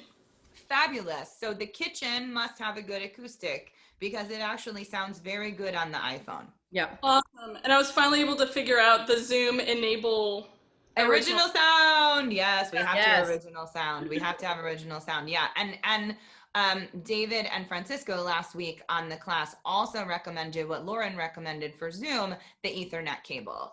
And Yep. he did say, Bonnie, if you do get into a place where you're doing auditions on Zoom, there is an attachment that you can buy for the iPhone. And they put a link in that particular class for that on Amazon. It's just a small attachment that goes to the end of the Ethernet cable that converts the USB side to the Lightning port so that you can use it on your phone or your iPad. And you may want to have that if you're doing a Zoom audition or something like that. But honestly, it's really, it really does sound good. So it must be the acoustic of the space that you're in. And that's very positive to know. Good. Sorry, Loren, back to you. There's so much about this, Jennifer, that's so important to tackle. It's all going to make it come together. So Bonnie, talk to me about where your points of focus are, because I bet you've thought about it. I have. All right. So my almost ex-man, Rodolfo, he's like here. Okay, narrow him. He's a little closer to center. Here. Yeah, it was just a little extreme for me. Okay. All right. So he's there. All right. And do you want like my surroundings too? I mean. No, I want to know who's on the other side. No, and this is where I go when I'm in my head and when I'm trying to leave. Okay, I love that. Okay, put your arms up for me just so I can check the angles on the, yeah, narrow it. Ooh, ooh, ooh, ooh. Yes, okay. Now, put your arms down. Look towards Rod for me. Yeah, oh, yes, okay. Now, think gooey, think pea soup. Stay looking at him. Turn and look to I'm leaving or the cuffietta. Yeah. Bonnie, smile. Oh, I wasn't. Oh, sorry. Do it one more time. No, you're good, Bonnie. Do it one more time. Look at Rod.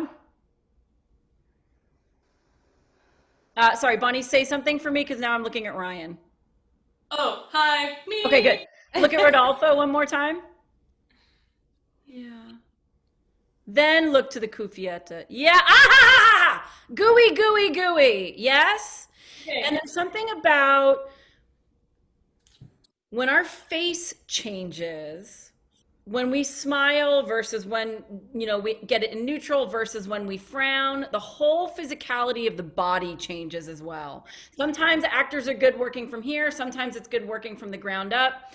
You've got to keep that breath and that smile in that body and keep that slightly more narrow frame of focus. And I think you'll be in a great place. Awesome.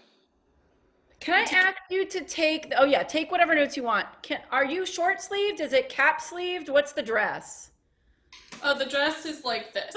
I want to see that. Can I just see that? Pretty. Okay, here's why. First of all, it's a little butterfly-y for me. And second of all, that's gorgeous. And I can see your silhouette and your line. And if I'm Rod, that's going to get me, despite the fact that it's wintertime and you would have layers on, right? That's kind of what I was thinking, but you're right, of course. Bonnie, I'm totally with you. And this is my personal preference. So you can walk through this at another time and feel what's right for you. But I'm digging the vibe we've got going on now. Okay, can you get us started again? Yes.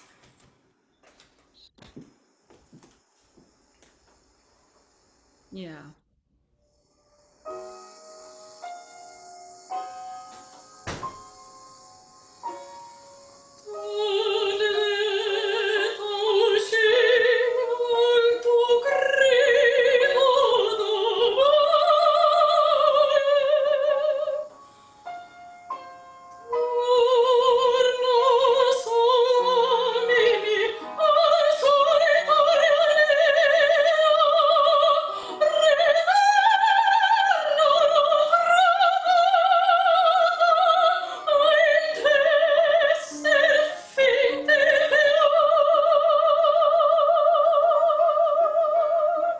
Okay, good. Pause it for me, Bonnie.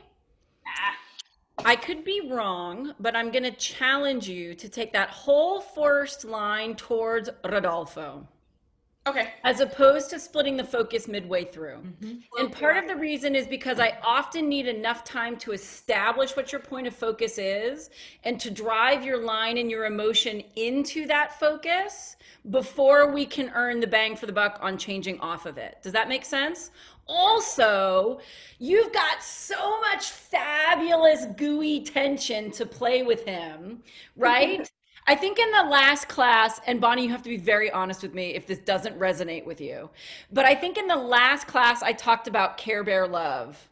Does Care Bear mean anything to you, Bonnie? Or are you like, I have no idea what those are? I wasn't big into the Care Bears as a kid. That wasn't my thing. Okay, but do you know, like, you know what they look like, right?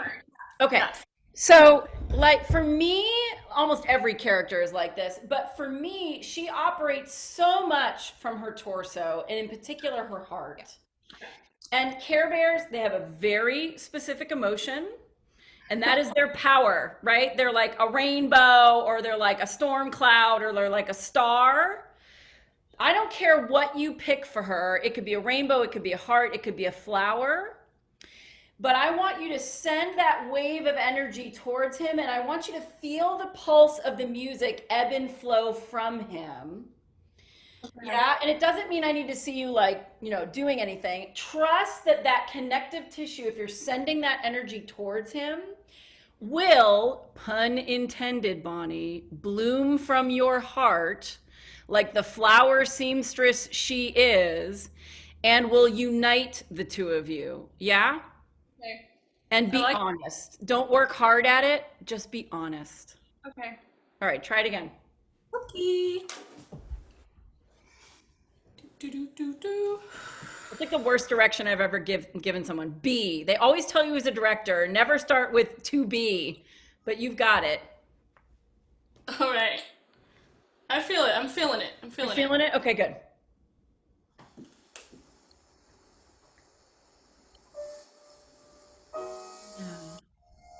Relax your thumbs.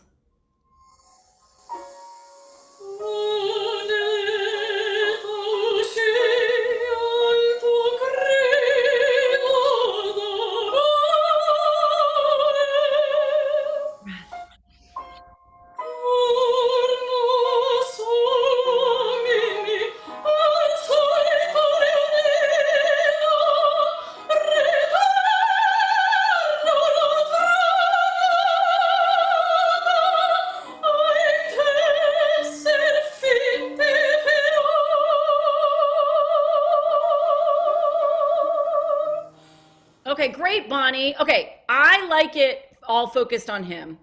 Okay.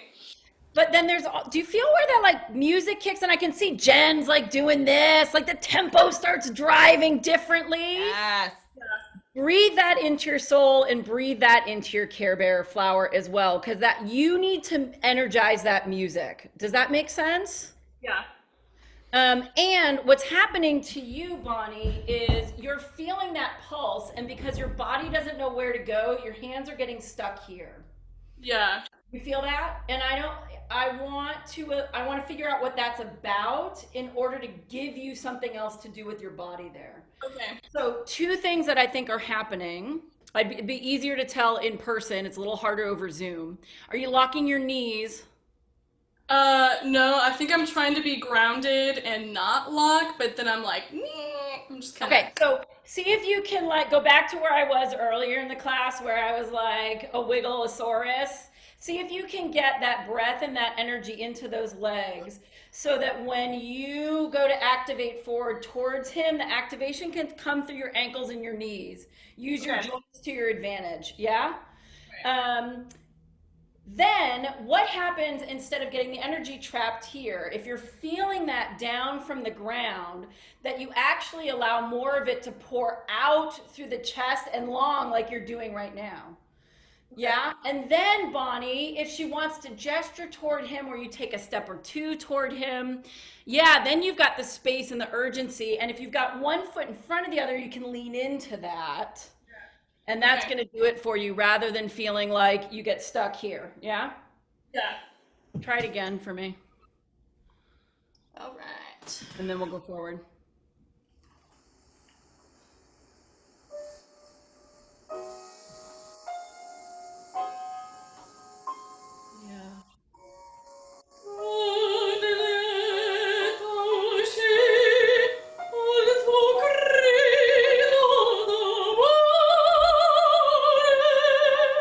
Breathe.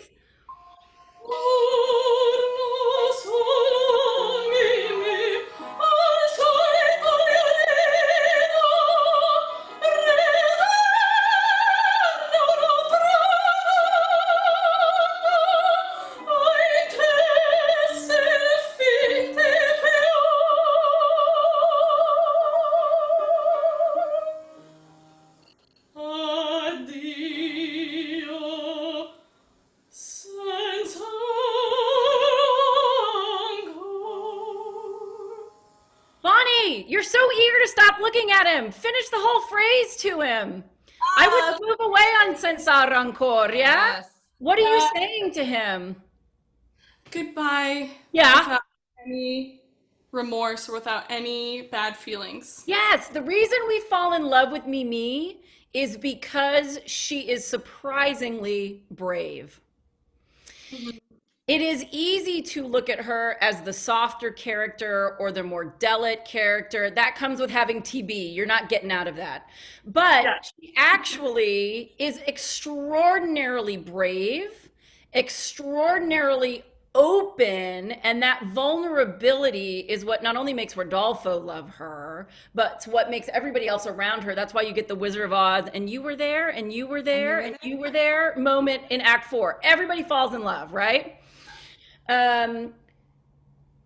So for me, and I understand where the choice is coming from, Bonnie, because it's easy. She is hesitating, like, I want to get out the door. I can't get out the door. I want you, will you come with me? Won't you come with me?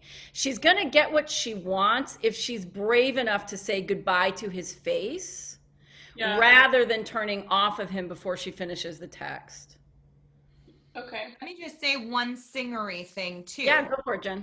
I'm looking at the score right now, and Lauren's seeing me. I'm going like this. The track needs, number one, we have to remake the track because it's too slow. It's way too slow at the beginning. It's literally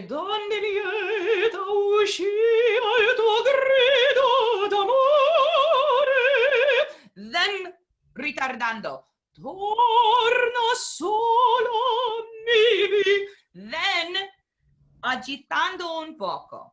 Then we don't have another rallentando until finti fior. And what I'm seeing from you is after ritorna un'altra volta, you are already starting your rallentando like this, and you're pulling back in the throat and grabbing from the base of the tongue. So you have to think, and this will activate your breath too. When we do torna sola mini al solitario nido, go. Ritorna un'altra volta in te serafin di piur. Because what she's saying is that Mimi is going to go away from the place where she had all of this love, back to her solitude, where she's going to sit alone and make little flowers. That's what she's saying. And what that is like when your mom is like, oh, well, I guess nobody loves me enough to take me to the airport today. Like, it is a manipulation. It's not a facetious manipulation. She's not evil, but she is trying to get him, A, to feel sorry for her, and B, to say, no, honey, don't go home alone. Come with me. I'll take care of you. And she's making this like tragedy. I'm gonna go home and sit and make little flowers. We're not into the ascolta yet, where we draw that stuff back out. So if you keep all of that going, you're gonna keep the breath active, and you're not gonna try to sit or pull anything at the top of the larynx and into the base of the tongue. You'll just keep it move. Yeah? Can you try it? Even if you get off of your accompaniment, I don't care. Just can I just not play the accompaniment? Yes. Huh?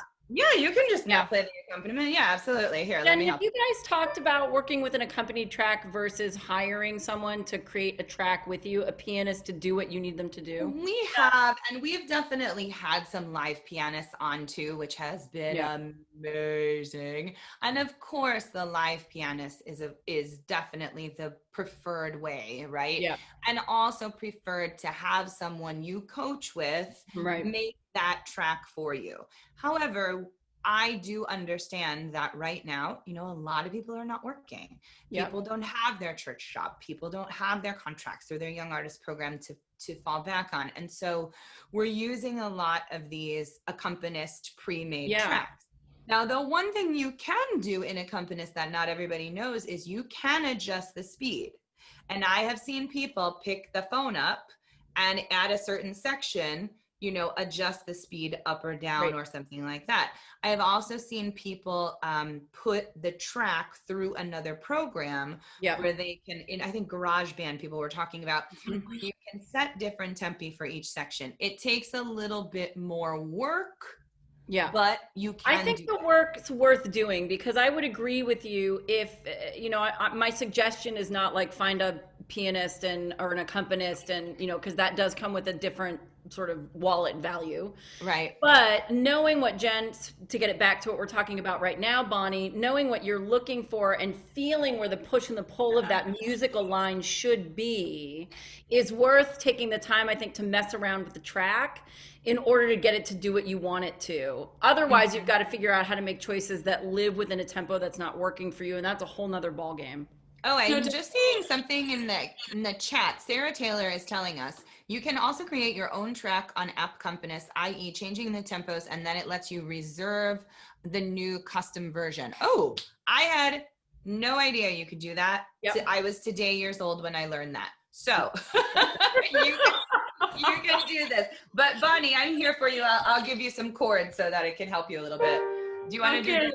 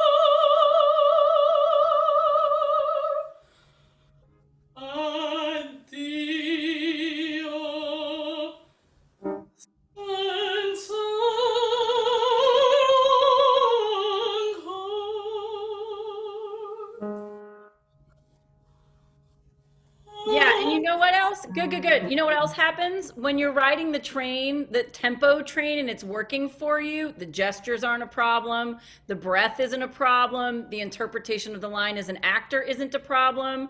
It eliminates all those places where we get stuck as an actor. Yep.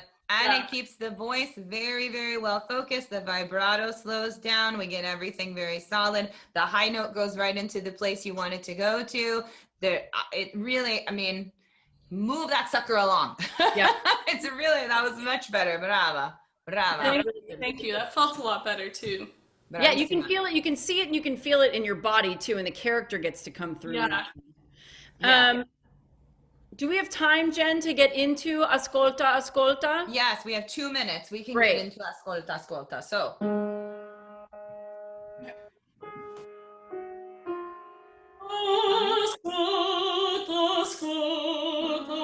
Okay, good. Can you do that one more time?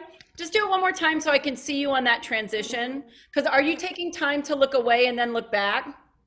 That's what I was hoping to Yes. do. Okay, do it again for me. That's like the greatest girl trick on the planet. The greatest girl trick on the planet is to turn away and yes!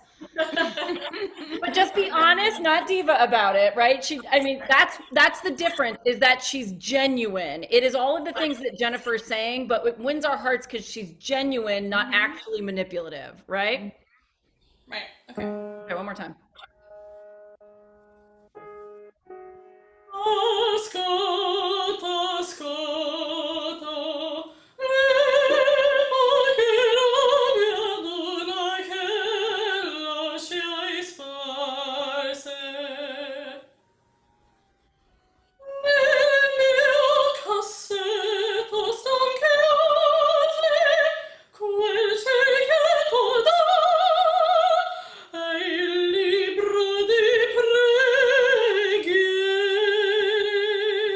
Yeah, good, Bonnie. I think you can smile more through this. Once she gets into ascolta, ascolta, yeah, and she's talking about the few things that she just happened to leave behind, that just happened to be her favorite things in the world. My drawer. Yeah, but smile, because those are things that, like, it's his drawer and it's next to his sock, which you love. And it's your gold ring, but he helps you, put it on. Or, whatever you want to envision for yourself. Smile and relive the memory with him. It's also going to drive your tempo slightly differently as well. Okay. And he really does want quel cerchietto, because he didn't write a slur over the top. So he doesn't want portati, he wants staccati. And the reason he wants this because it's illustrative of that happy time. It's illustrative of that coquette, flirty time when she left things there, when she went there the first time, when she got her candle lit. Like, this is all atmospheric and illustrative. And so all of these little markings, he really does want them. So you have, yeah, they all have to have that little picchiatatis. Yep. She's not a wallflower, Yeah. When you go back to the source material, she turns tricks the same way Musetta does. That's right. She also is a seamstress. She is a woman who knows about her body. I just don't want her to be Musetta, who's so, sharp and intense. She has to have a different color to her. Yes. But coquette is a great word because it keeps her smiley and light and lovable. Yeah. Yeah. One more time. Nel mio cassetto.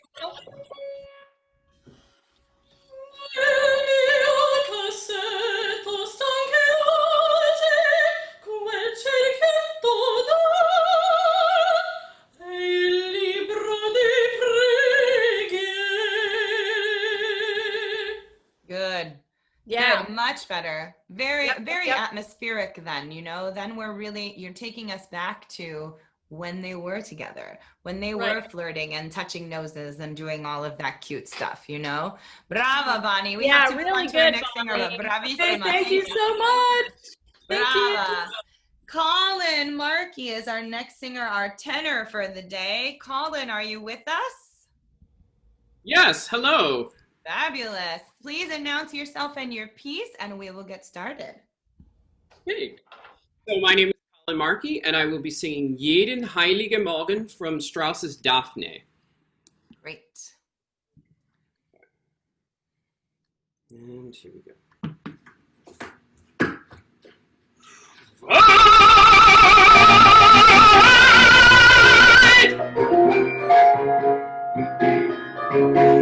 Jeden heiligen Morgen schön ist die Rebe, da steigt ein gewaltigen goldener Wagen.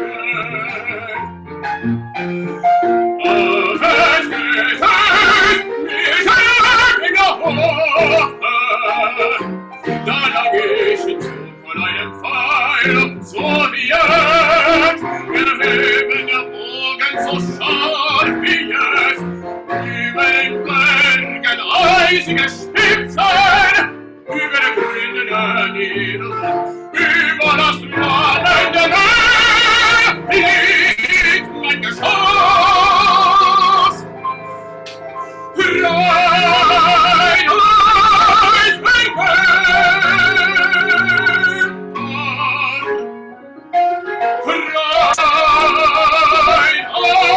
euch Freut euch, ihr Menschen, und wiesen alle, die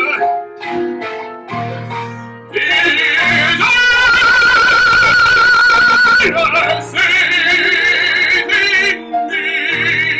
in mir. Holy crap! Wow! Bravissimo! Wow, wow, wow. Wow, Colin, thank you so much. Incredible. Before we move on, I have to ask you what your tech is today. I am using a MacBook Pro, and I have my surround sound speakers, Logitech. Okay. Any mic today or no? No mic. Okay. I would suggest for the future, when you do another Zoom audition or video audition, you need a mic because the voice is so big and it's so resonant and it's so present that we need to hear all of that all the time, and your poor little MacBook is just not having it.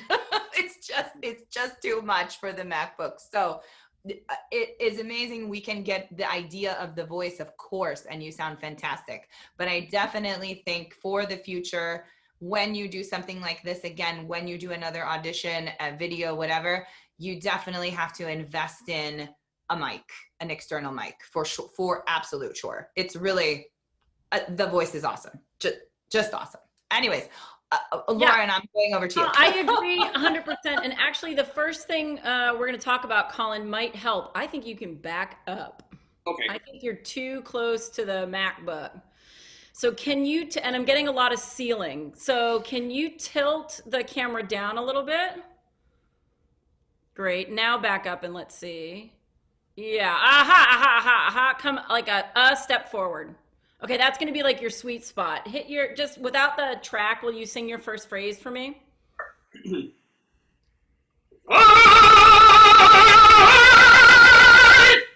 Okay, it's slightly better. You're going to have to get a microphone, but it's such a big voice. So just for the purposes of today, I'm going to back you up another step, but remember that spot, okay? Who is this guy? Is he like a Joe Schmo, shy, coffee selling barista? No, actually, he is the sun god. Yeah, okay, so I want you to harness the amazing power of your voice in your physicality. Yeah? So, Colin, I actually think you're a bit wider and more manly than you're giving yourself credit for in your stance right now. So if you were to stand with your feet literally hip distance apart and your toes straight out in front of you. Okay, yes. Now, stick whichever is your dominant foot. I'm going to guess you're right-handed? Left-handed. Woohoo! Okay, do you tend to err that way, or do you tend to go to the right when you're performing? No, I tend to go left. Okay, so just put your left foot slightly in front of your right. Yeah, keep that space. Keep it a little wider. Yeah. Breathe into your legs. Now, can you feel like there's no way to talk about this that's not about your physicality and your manliness, Colin? I need you to feel amazing, golden, powerful, energized strength from your pelvis. So unlike Care Bear Love, which lives up here, his entire strength comes like out from every part of his soul possible, but it starts at the pelvis. Yeah? Now, so you've got your feet here. Can you also bring your arms out for me? Flip over so your palms are up. Lengthen and wiggle a little bit as you release those down. Do you feel that extra length in your spine? Keep going, release, release, release. Now, slightly turn to face your left foot and look slightly higher. Gesture to where the sun is, Colin, out in front of you. Gesture high, like give me a little baritone claw, like gesture to, yeah, okay, yeah. That's where you're gonna look. That's where your voice goes. Okay, release that gesture for me. What's your first text in German, Colin? Wahrheit. Truth. Keep going. Jeden heiligen Morgen schnür ich die Riemen. Want me to continue or do the English? Go ahead and do the English for me. Truth. Every holy morning, I tie the straps.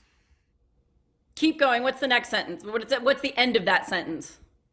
Besteigt den gewaltigen goldenen Wagen. And what's that?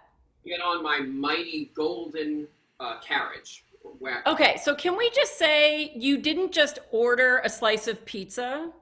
You literally just talked about harnessing the strength of the sun, strapping it on, and making the day start.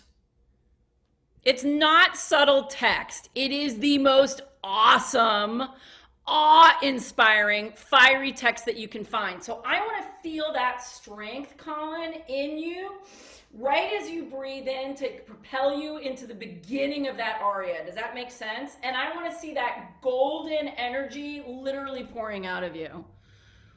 And I think it's good if you keep your focus off to the left there to start that first line, yeah? Okay, can you get us started again? Sure. Do you want the track or? Yes, with track.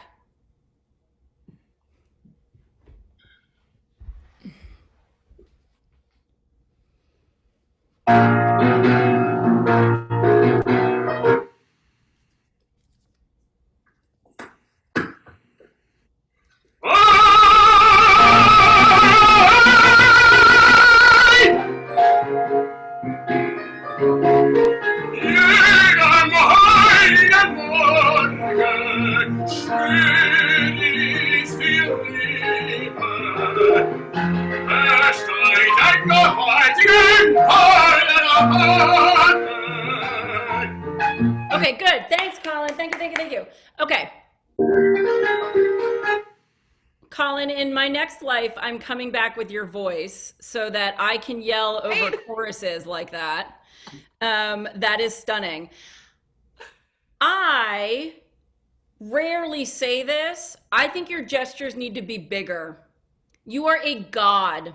It needs his physicality, and the way to animate your text is going to be to engage in your entire body, right? So I think if you're talking about the sun and you're talking about wanting to harness that as your chariot, that arm should go all the way up and not just to here. Or if you had an impulse later, Colin, to come up this way and you stopped it, he's not a halfway kind of guy. There's nothing about him that's small, yeah? And I think you can keep your stance a little bit wider too, yeah?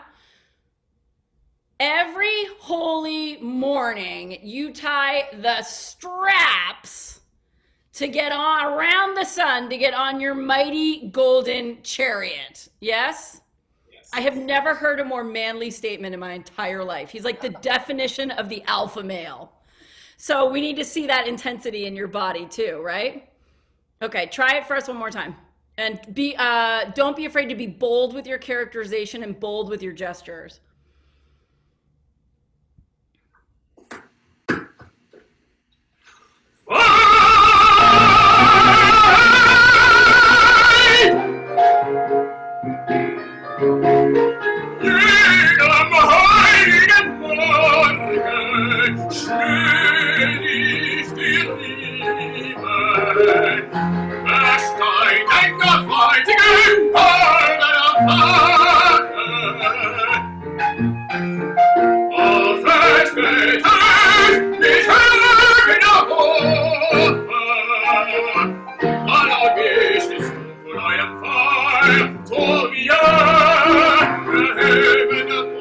Okay,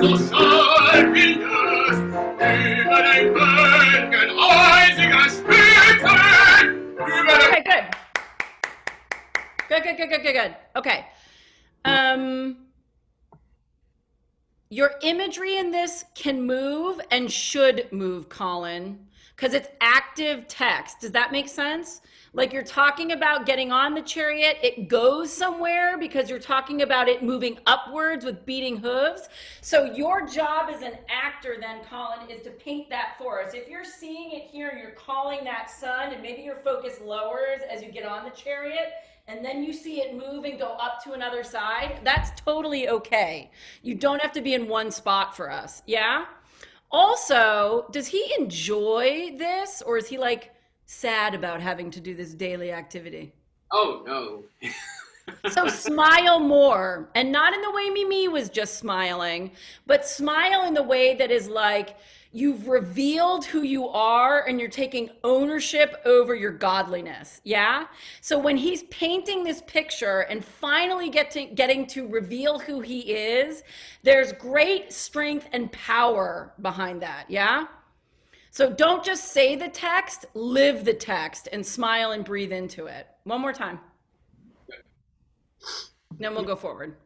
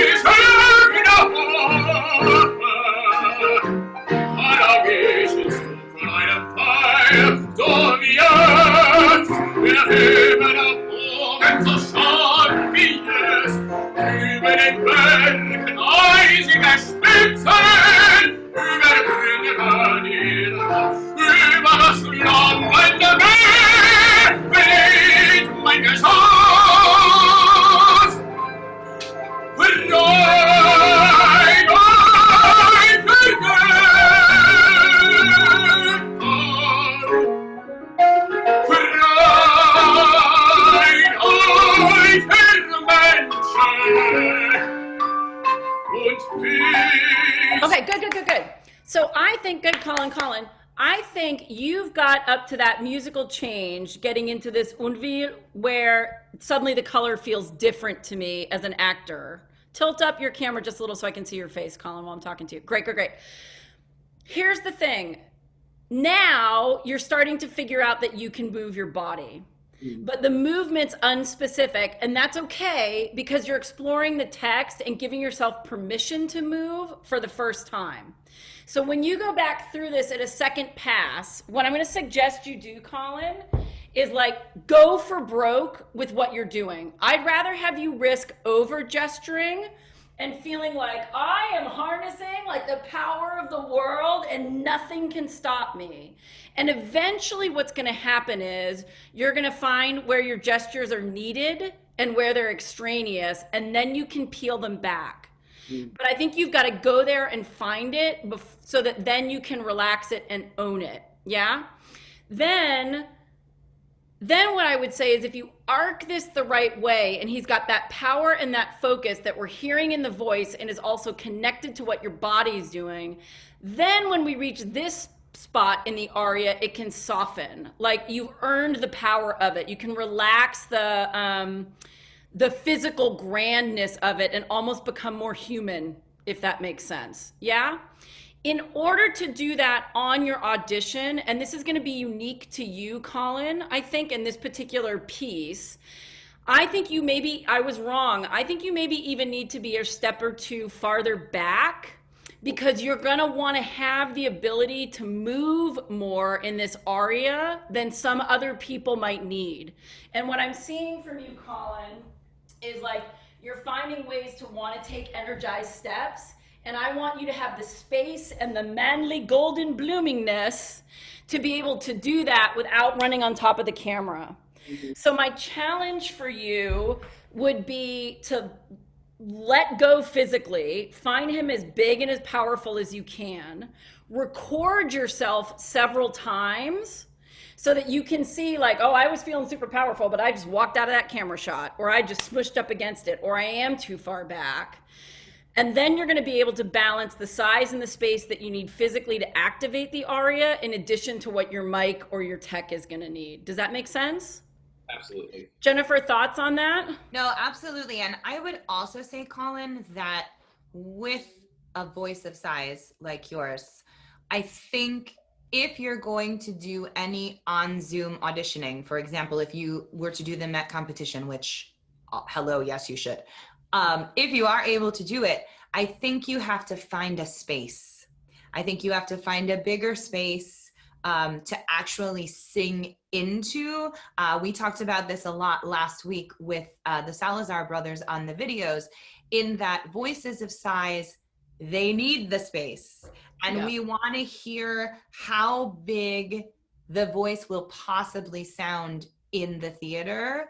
And we get an idea from here, but we don't get all of that upper squealo that you have on the B flats. We don't get it all in this particular space because the voice is just too big for this space. So in the future, I would probably see if there's a sanctuary or a rehearsal room or even a theater. I mean, if there's a small theater near you or something like that, where you could just get 30 minutes, go in, record an aria and have that, you know, for yourself. But I definitely think with a voice this size, you need if you're in a sanctuary, I mean, what better place to be in to feel, or the middle of a theater, to feel powerful and have the space to control at your will. And that really is going to set your character off too.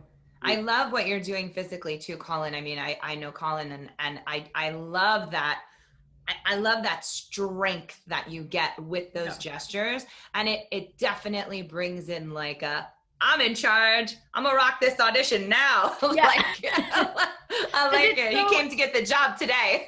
Yeah, he definitely did. Your voice is coming to get the job, Colin. I want your physical body to come to get the job too. Yeah, and that's a tall challenge because there's nothing small about him. There's nothing apologetic about him. He's an enormous character who owns the universe. So putting that ownership and confidence into your body is an awesome challenge. Loren, I also want to ask you, because I do know Colin. Colin is thinking about wanting to go over to Germany and audition for, you know, this type of roles in best contract, things like that, managers, etc. And he is considering this piece as his starter. And he has a small worry that, you know, because it's not so well known that it, you know, it might throw people off or something like that. You not knowing it, how do you feel about that? No, I think it's awesome. I think it's awesome. It is awesome. Colin, it's a power piece, right? So if you can open your mouth and present a character in your body that is the most confident thing you can take ownership of in your entire life, it will knock your auditor's socks off. Yeah. If you get nervous or you back off of it or you make a weak choice in your body, then I'm going to be like, why did he start with this? But someone just wrote, Bonnie just said you're going to melt. You're totally right. You are. And you will. Yes, Colin, I think you will. But I agree, Loren. I think it's a great choice. I also think it's short.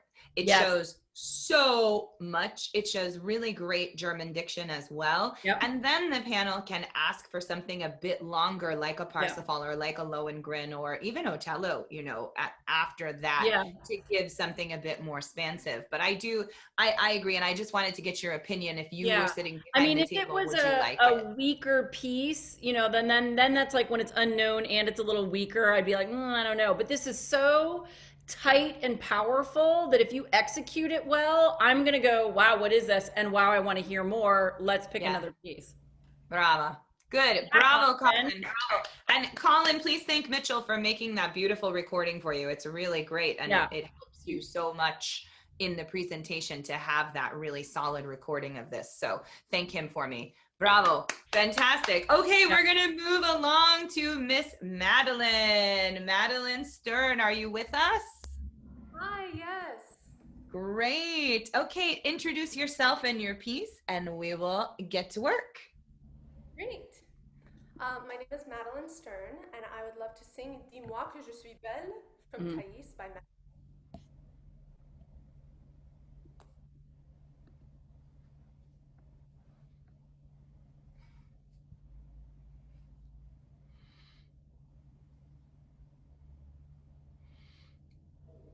Technical issues. My husband is running the No worries. Totally fine.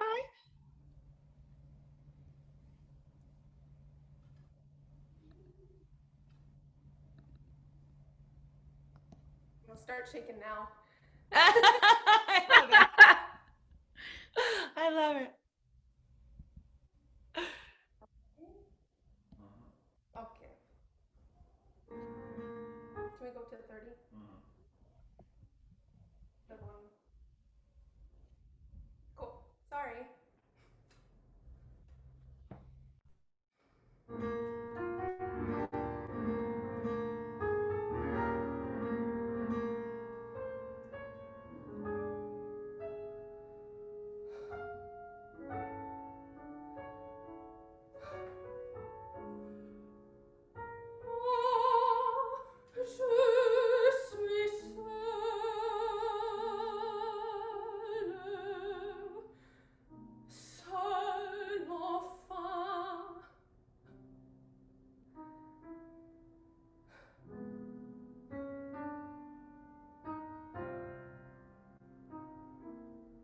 Tous ces hommes ne sont qu'à différence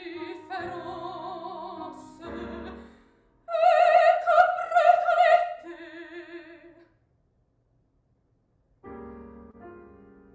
les femmes sont méchantes et les heures pesantes.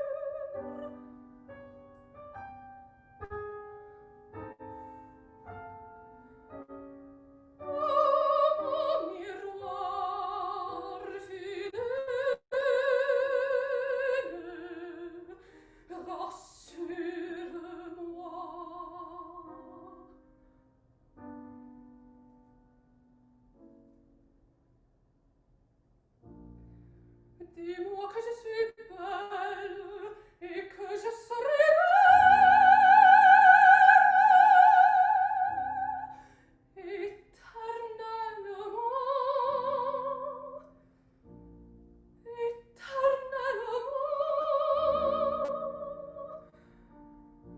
Rien ne flétrira les roses de mes lèvres.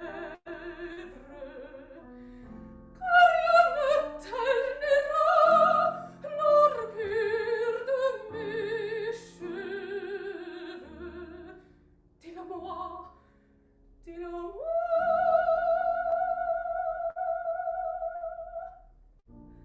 Dis-moi que je suis belle et que je serai belle.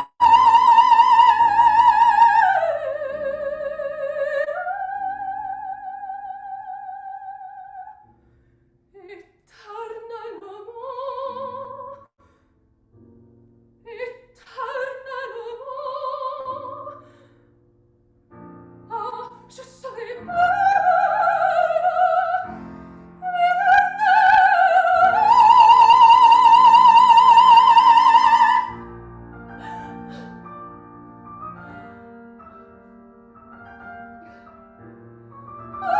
Tais-toi, rose impitoyable, toi qui m'aimais, Thaïs, tout vieillira. Thaïs, tout vieillira. Un jour assez, Thaïs, ne serai plus Thaïs.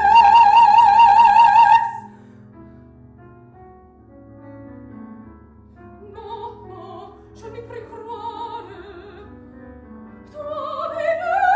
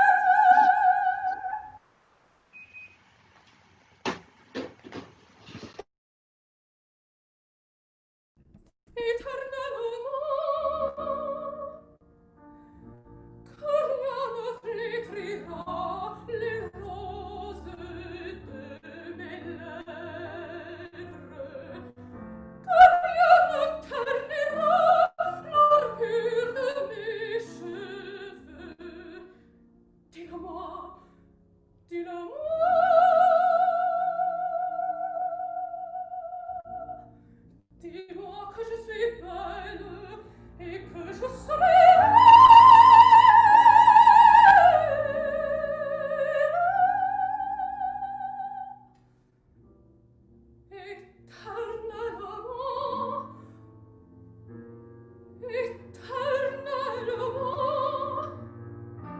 ah, je serai éternellement.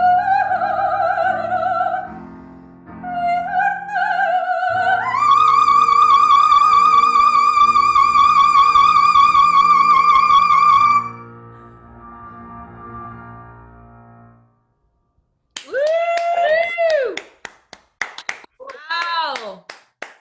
Bravissima. Yeah. Wow, what a top. Stunning. Wow, wow, wow, wow, wow. Beautiful, beautiful high notes. Stunning pianissimi. I love those pianissimi. Yes, girl. Yes, girl. And that high D, fantastic. Really, really, really beautiful. Tell us what tech you're using today. So I'm using my MacBook Pro. Okay. I have an external mic, but I'm using it to record the masterclass. So yeah, usually when I'm singing on Skype or Zoom, I kind of like pivot on the high notes. So I don't know. No, don't worry about those high notes. You send those to Jesus, my friend. They are amazing. Oh my goodness. No, I want to ask because I want to know like what everybody's working on. So today, no external mic, but the MacBook. But what kind of space are you in? Because I feel like the space might be a little bit more acoustically sound, and it might be helping with the MacBook mic. Yeah. So I have a weird apartment. We have our living room here and our kitchen here, and they put the island like right in between the two.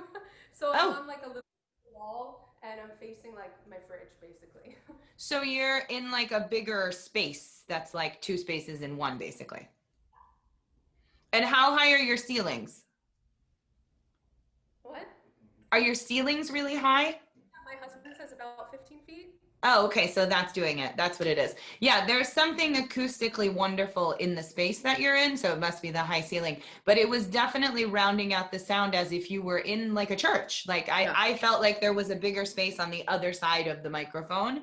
And so it really allowed you to sing into the space, which I think is great. So I think mic or no mic, we got an amazing idea of the voice. And the high notes were all crystal clear and beautiful, and they didn't overblow anything. There wasn't anything where I was like, okay, I got to turn down, nothing like that. So if you're in a bigger space, clearly the mic is working. Yeah. So that's fabulous. What a great voice. Actually just beautiful. Yeah, Jennifer, I just want to encourage you, Madeleine, to lean in to that space with this character in terms of how you're bringing her to life. So how new is this piece to you, Madeleine? It's new. I started it probably 3 months ago. Nice. Okay. So I love Thais. I wish Matt Massenet was done more often. I think his work is phenomenal. And I think his interpretation of courtesans or troubled women is always so spectacularly interesting to unravel. Also very complicated. So tell me a little bit about who this woman is and what's happening with her in this moment to get us kicked off, Madeleine. Yeah, so she's a courtesan and an actress. She's right now in her own home, but she is just finishing a week working for a man named Nicias.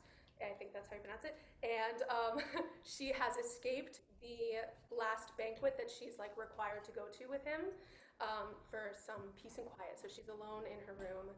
And so okay. I kind of have like the party where everything's going on. And right. then my here, and then the evil voice that's talking to me like right here. Yes, specificity, choices. I love it. Okay. You have a long intro. And I read, and it's hard. I mean, it's both hard when you only have 2 chords to get started and hard when you have a longer amount of music to get started. So, you know what? Just let me pause for just a second. You can start from O mon miroir fidèle. You don't have to start all the way back there. Most people start with da-dee, da-dee, da-da, that descending scale. And then, miroir fidèle. You don't have to do those phrases before it. You want to jump then, Madeleine? Because that would be easier. You're going to give yourself a get out of jail free card if you want to start from there. Yeah, sure. Okay, great. Yeah, because in context, I would be like walking down a huge set of stairs for like the first half of the intro, and then the second half I could be like, oh, am I alone? Oh, thank God, you know? Yes. Okay. So let's go with Jen's suggestion. If you know where you can get your track musically to get you started, just take a second to figure that out. Yeah, a lot of people, most people are starting from there when we're hearing it, Right. you know, when I've heard it in competitions and things like that. It just makes a Right. nice, that blum, blum, blum, blum, blum, blum, blum. Yeah. And then, oh, And that's perfect. Yep. It makes a nice, and also it's, you know, with time, because this is a longer one.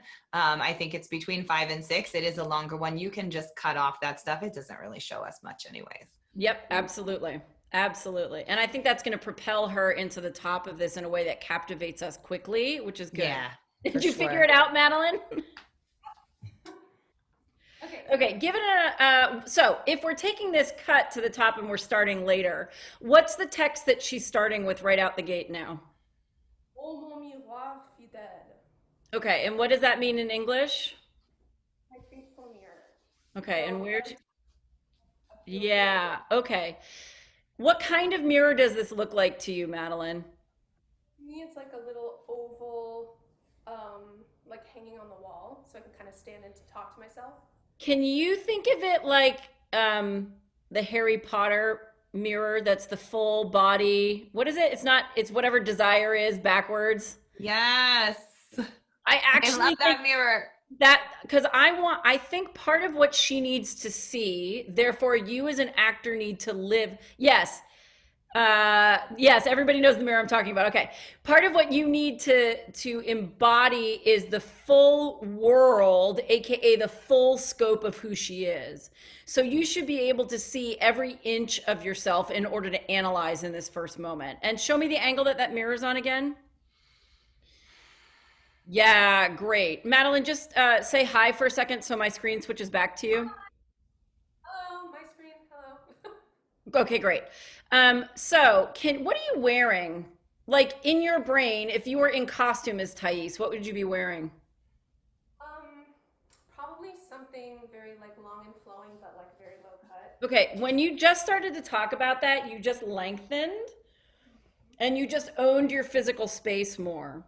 So see if you can start there. And would you try just talking your text? Forget that it's with music for a minute here for me, Madeleine. Talk your text and let's just go through it without music. Oh mon miroir fidèle, rassure-moi. Dis-moi que je suis belle et que je serai belle. Okay, good. Stop, stop, stop. I want you to do it, and I want you to do it again with a couple of things in mind, and I want you to lean into the emotion that you're finding. Put your right foot forward for me slightly. Yes, because often what happens, this is a good stage trick and a good camera trick, is if you're leading with the foot, with the energy of the direction that you're going in, your body's going to get pulled that way. So you just want to have that there a little bit more for you to be able to energize that front leg and lean into it, okay? And then this is like for your mirror to be faithful, for your mirror to reassure you, for you to really look at your face and be able to say that you hope to be, that the mirror will tell you that you're beautiful forever, means you've got to lean into that text. It's like the most Snow Whitey of Snow Whitey moments ever, right? Call for, I mean, evil witch aside, call forth mirror, mirror on the wall. Does that make sense? And really study in your mind's eye. And it might help you as an actor to do this in front of a big mirror if you've got one, Madeleine. Okay. Yeah? But talk the text for me one more time. Oh mon miroir fidèle, rassure-moi. Dis-moi que je suis belle et que je serai belle éternellement. Éternellement. Okay. That's the only, do you see how you just went bloop? Your hands just went bloop. I want her to stay long and tall and centered and lengthened. Even when she's feeling insecure and looking for the mirror to get security, I want her to put that into what she's envisioning. Yes. Just go back a phrase for me. Que rien? No. Yeah. Les roses de mes lèvres, que rien n'éternira l'or pur de mes cheveux. Dis-le-moi, dis-le-moi, Dis-moi que je suis belle et que je serai belle. Okay, good. Now, musically, when you go back on music, the composition is going to intensify why you're saying things like dis-le-moi twice. There's always a reason why, for my brain, whether a composer was just futzing around musically or not, in my head, what was always happening is there's a reason dramatically that something's being said twice. And what you're literally saying to that mirror is, tell me, right? She's it's a little intense there, Madeleine. Yeah, lean into that. Don't shy away from it. Does that make sense? Okay, go back to the start of your track and put that intensity into it with the music now.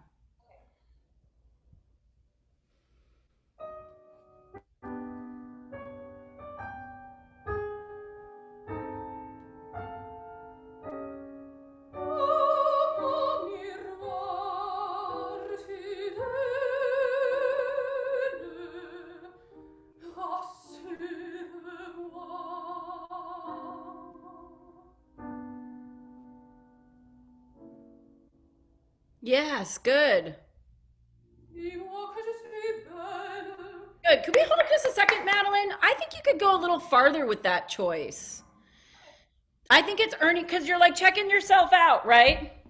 Like, do I still, so I wouldn't like go away from the camera, but I wouldn't mind like seeing you get longer or taller or playing with the, yeah, oh my God, that's so gorgeous. If any woman on stage is capable of making a gorgeous choice, it's Thais. So lean into that. Good, one more time. Oh, nice, good job. Yes.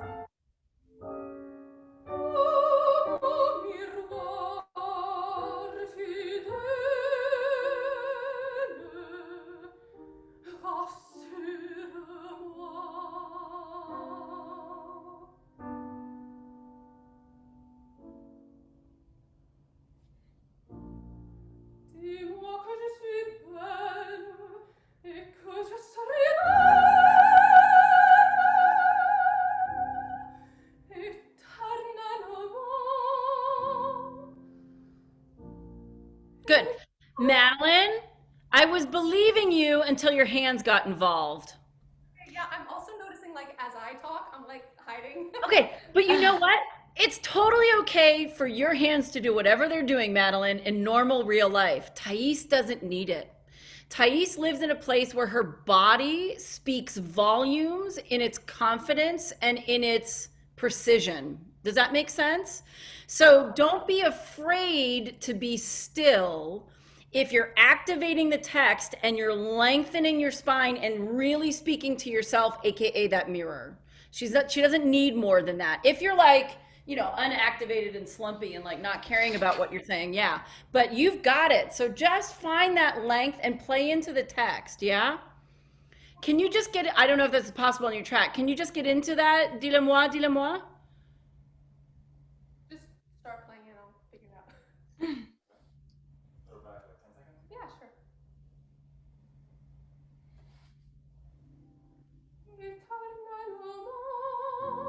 Is that?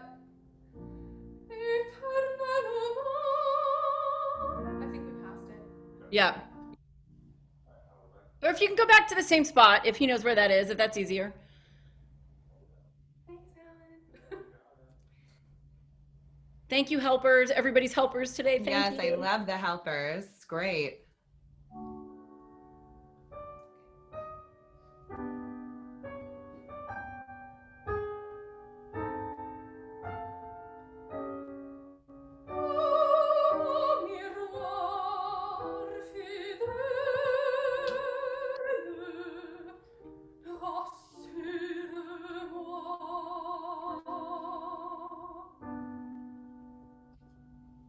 Yes.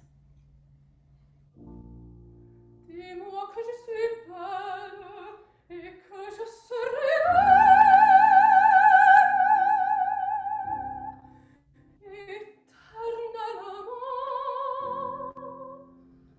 Good. Angle towards your mirror.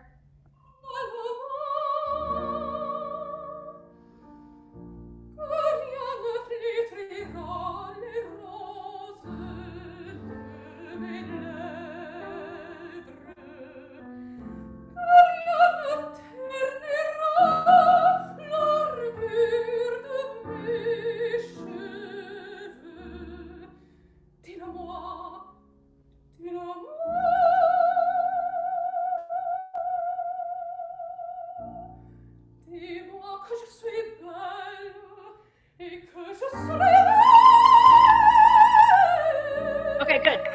Okay, I was buying that. You sound beautiful. I was buying that until you took a step back. Mm. You know what, Madeleine? Own it. You float up there so well. When you take a step back, it goes back to Loren Meeker's earlier comment that feels like a butt cramp or it feels apologetic. Yeah? But she's baller and you're baller. So what if instead of like, and it's a very natural reaction where that comes from, Madeleine, but instead of going like, holy crap, here comes this big high part, what if you take a step forward and take power and ownership in it? Yeah? Can you go just before that in the track? But I think do you miss the gestures, Madeleine? No, I noticed as I was going that there were a lot of gestures. I think it was just nerves. Of course. Of Oh course. my God, of course. Of What course. we're asking you guys to do is the most ridiculous, nerve-wracking thing on the planet. And as if it wasn't bad enough to have to do it on stage in a live audition, now we're asking you to do it at home, singing in your apartment, like with all sorts of other stressors. So use the nerves to your advantage, figure out a way to get them settled and find the ownership in it. And then it's going to propel you like it is now, and it's going to be really beautiful. And I'll tell you, sweetheart, do you know how many times Loren made me put my damn hands down? Because there is a protection in putting your hands like this, in bringing your hands up and trying somehow to protect yourself, because this is a vulnerable, not only art form, but a vulnerable experience. Yeah. And Loren in rehearsal would literally be like, hands down, Jen. Hands down, Jen. Hands down, Jen. Because it's very easy to get a crutch, bring them up, and protect yourself. It's much more difficult to be brave and leave them down and allow your face and your voice to speak for itself. And trust me, your voice is stunissima. Like it is so gorgeous. So as Loren said, own that thing. Yeah. Step into that thing, because really there are not many women out there who have a float like that, number one, and B's and D's that are that crystalline and clarion with zero tension, zero tongue moving, zero jaw this, There are very, very few women. So and Jennifer, but Jennifer, you know, it happens because what you're doing is completely unnatural, Madeleine. Of course. People are not meant to walk around life as vulnerable, exposed souls. So all day long, as a normal human being, we learn to protect.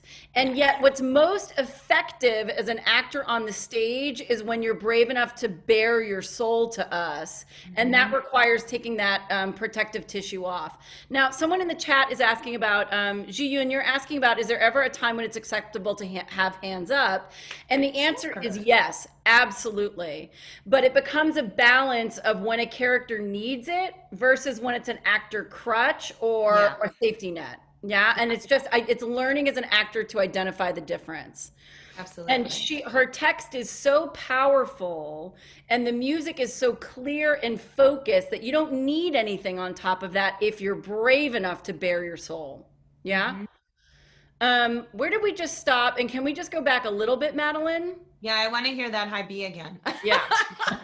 Selfishly. Yeah, because I want you to step in and not back. Own that bravery. Yeah, for sure. Actually, can I just say, I was doing the homework was awesome, by the way. But I noticed that I was noticing how insecure she is, and I think I'm translating that through how Maddie would be insecure and not how Thais would be insecure. Yes, 100%. That's a very astute observation, Madeleine. Brava.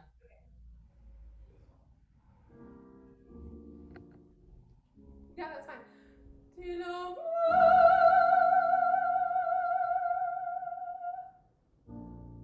Dis-moi que je suis belle et que je serai belle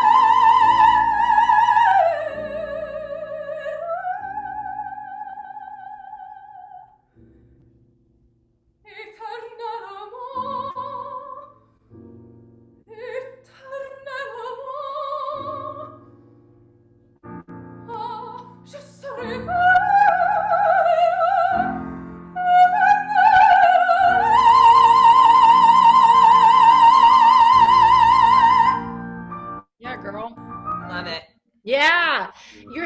could be slightly softer.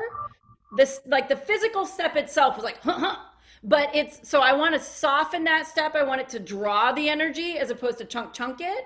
But I think it's way more better and cooler to see her like leaning into it than it is to back off of it. Yeah, it's a very, very strong. Sorry, honey, what did you say? I'm just gonna say it's a whole nother level of confidence. Yes. And we want to see that too. You know, yeah, she may be insecure, but there is a confidence in being this character on stage. I mean, who gets to sing Thais? Like, yeah, right? It's so awesome. Like the pink dress in the Met production. Amazing. So own it. And I hope that you're starting your auditions with this, because it really is, it's exceptional. It really, really is. You sing it absolutely beautifully. Thank you, Madeleine. Thank you so much. Bravissima. And thank you so much to all of our singers today. Whoa, buddy. Margaret Daly, Rebecca Sachs, Bonnie Joy Blanchard, Colin Markey, and Madeleine Stern. Holy bejesus, you guys gave us some amazing singing and some amazing work. And we thank you all so much for being open and being organic and available and willing to try and willing to kind of bare your soul for us when we work. So thank you all so much. Loren, another just class today. You are amazing. I have the biggest talent crush on you. I just think you are one of the best people in this business. Like, I put my hand down. You are one of the thank you. And also, you're way too cool for school. Like, I can't even be here. You're so cool. Well, also congratulations, Jen, and artists who we worked with today. It's not easy to start to unravel characters and to be that brave, and that's a real testament to you all as well. It's not easy. And it's really also, it says something about you, Loren, that they were all so willing and trusting to do that with you. So thank you for your energy and your connection and your openness with us as the singers to give us the place to do that, you know, the floor to do that and the tools. And so really, thank you so much. Happy to be here. We are so happy to have everyone here with us today. And since you are all here, you all get a sneak peek of what is happening next week. Are you ready for this? I told you our first panel of judges was going to be awesome, and I'm not lying. So next week, we start our virtual live audition panels. We have 12 singers every class, so we'll go for 3 hours. Each singer will have 10 minutes to present an audition, and then they will get 5 minutes of feedback live here on Zoom with us. You can watch on Zoom, you can email and get your spot, or you can watch on Facebook if you need to watch it back or something like that. Are you ready for the first panel? We are going to be joined by the incredible superstar, Angel Joy Blue. Nice. We are going to be joined by a manager who has been in the business for a very long time, Peter Ransman, who I have had the pleasure of judging many competitions with and is just the most lovely and wonderful human being. And he's so caring with singers, so I know we're going to get some really great feedback.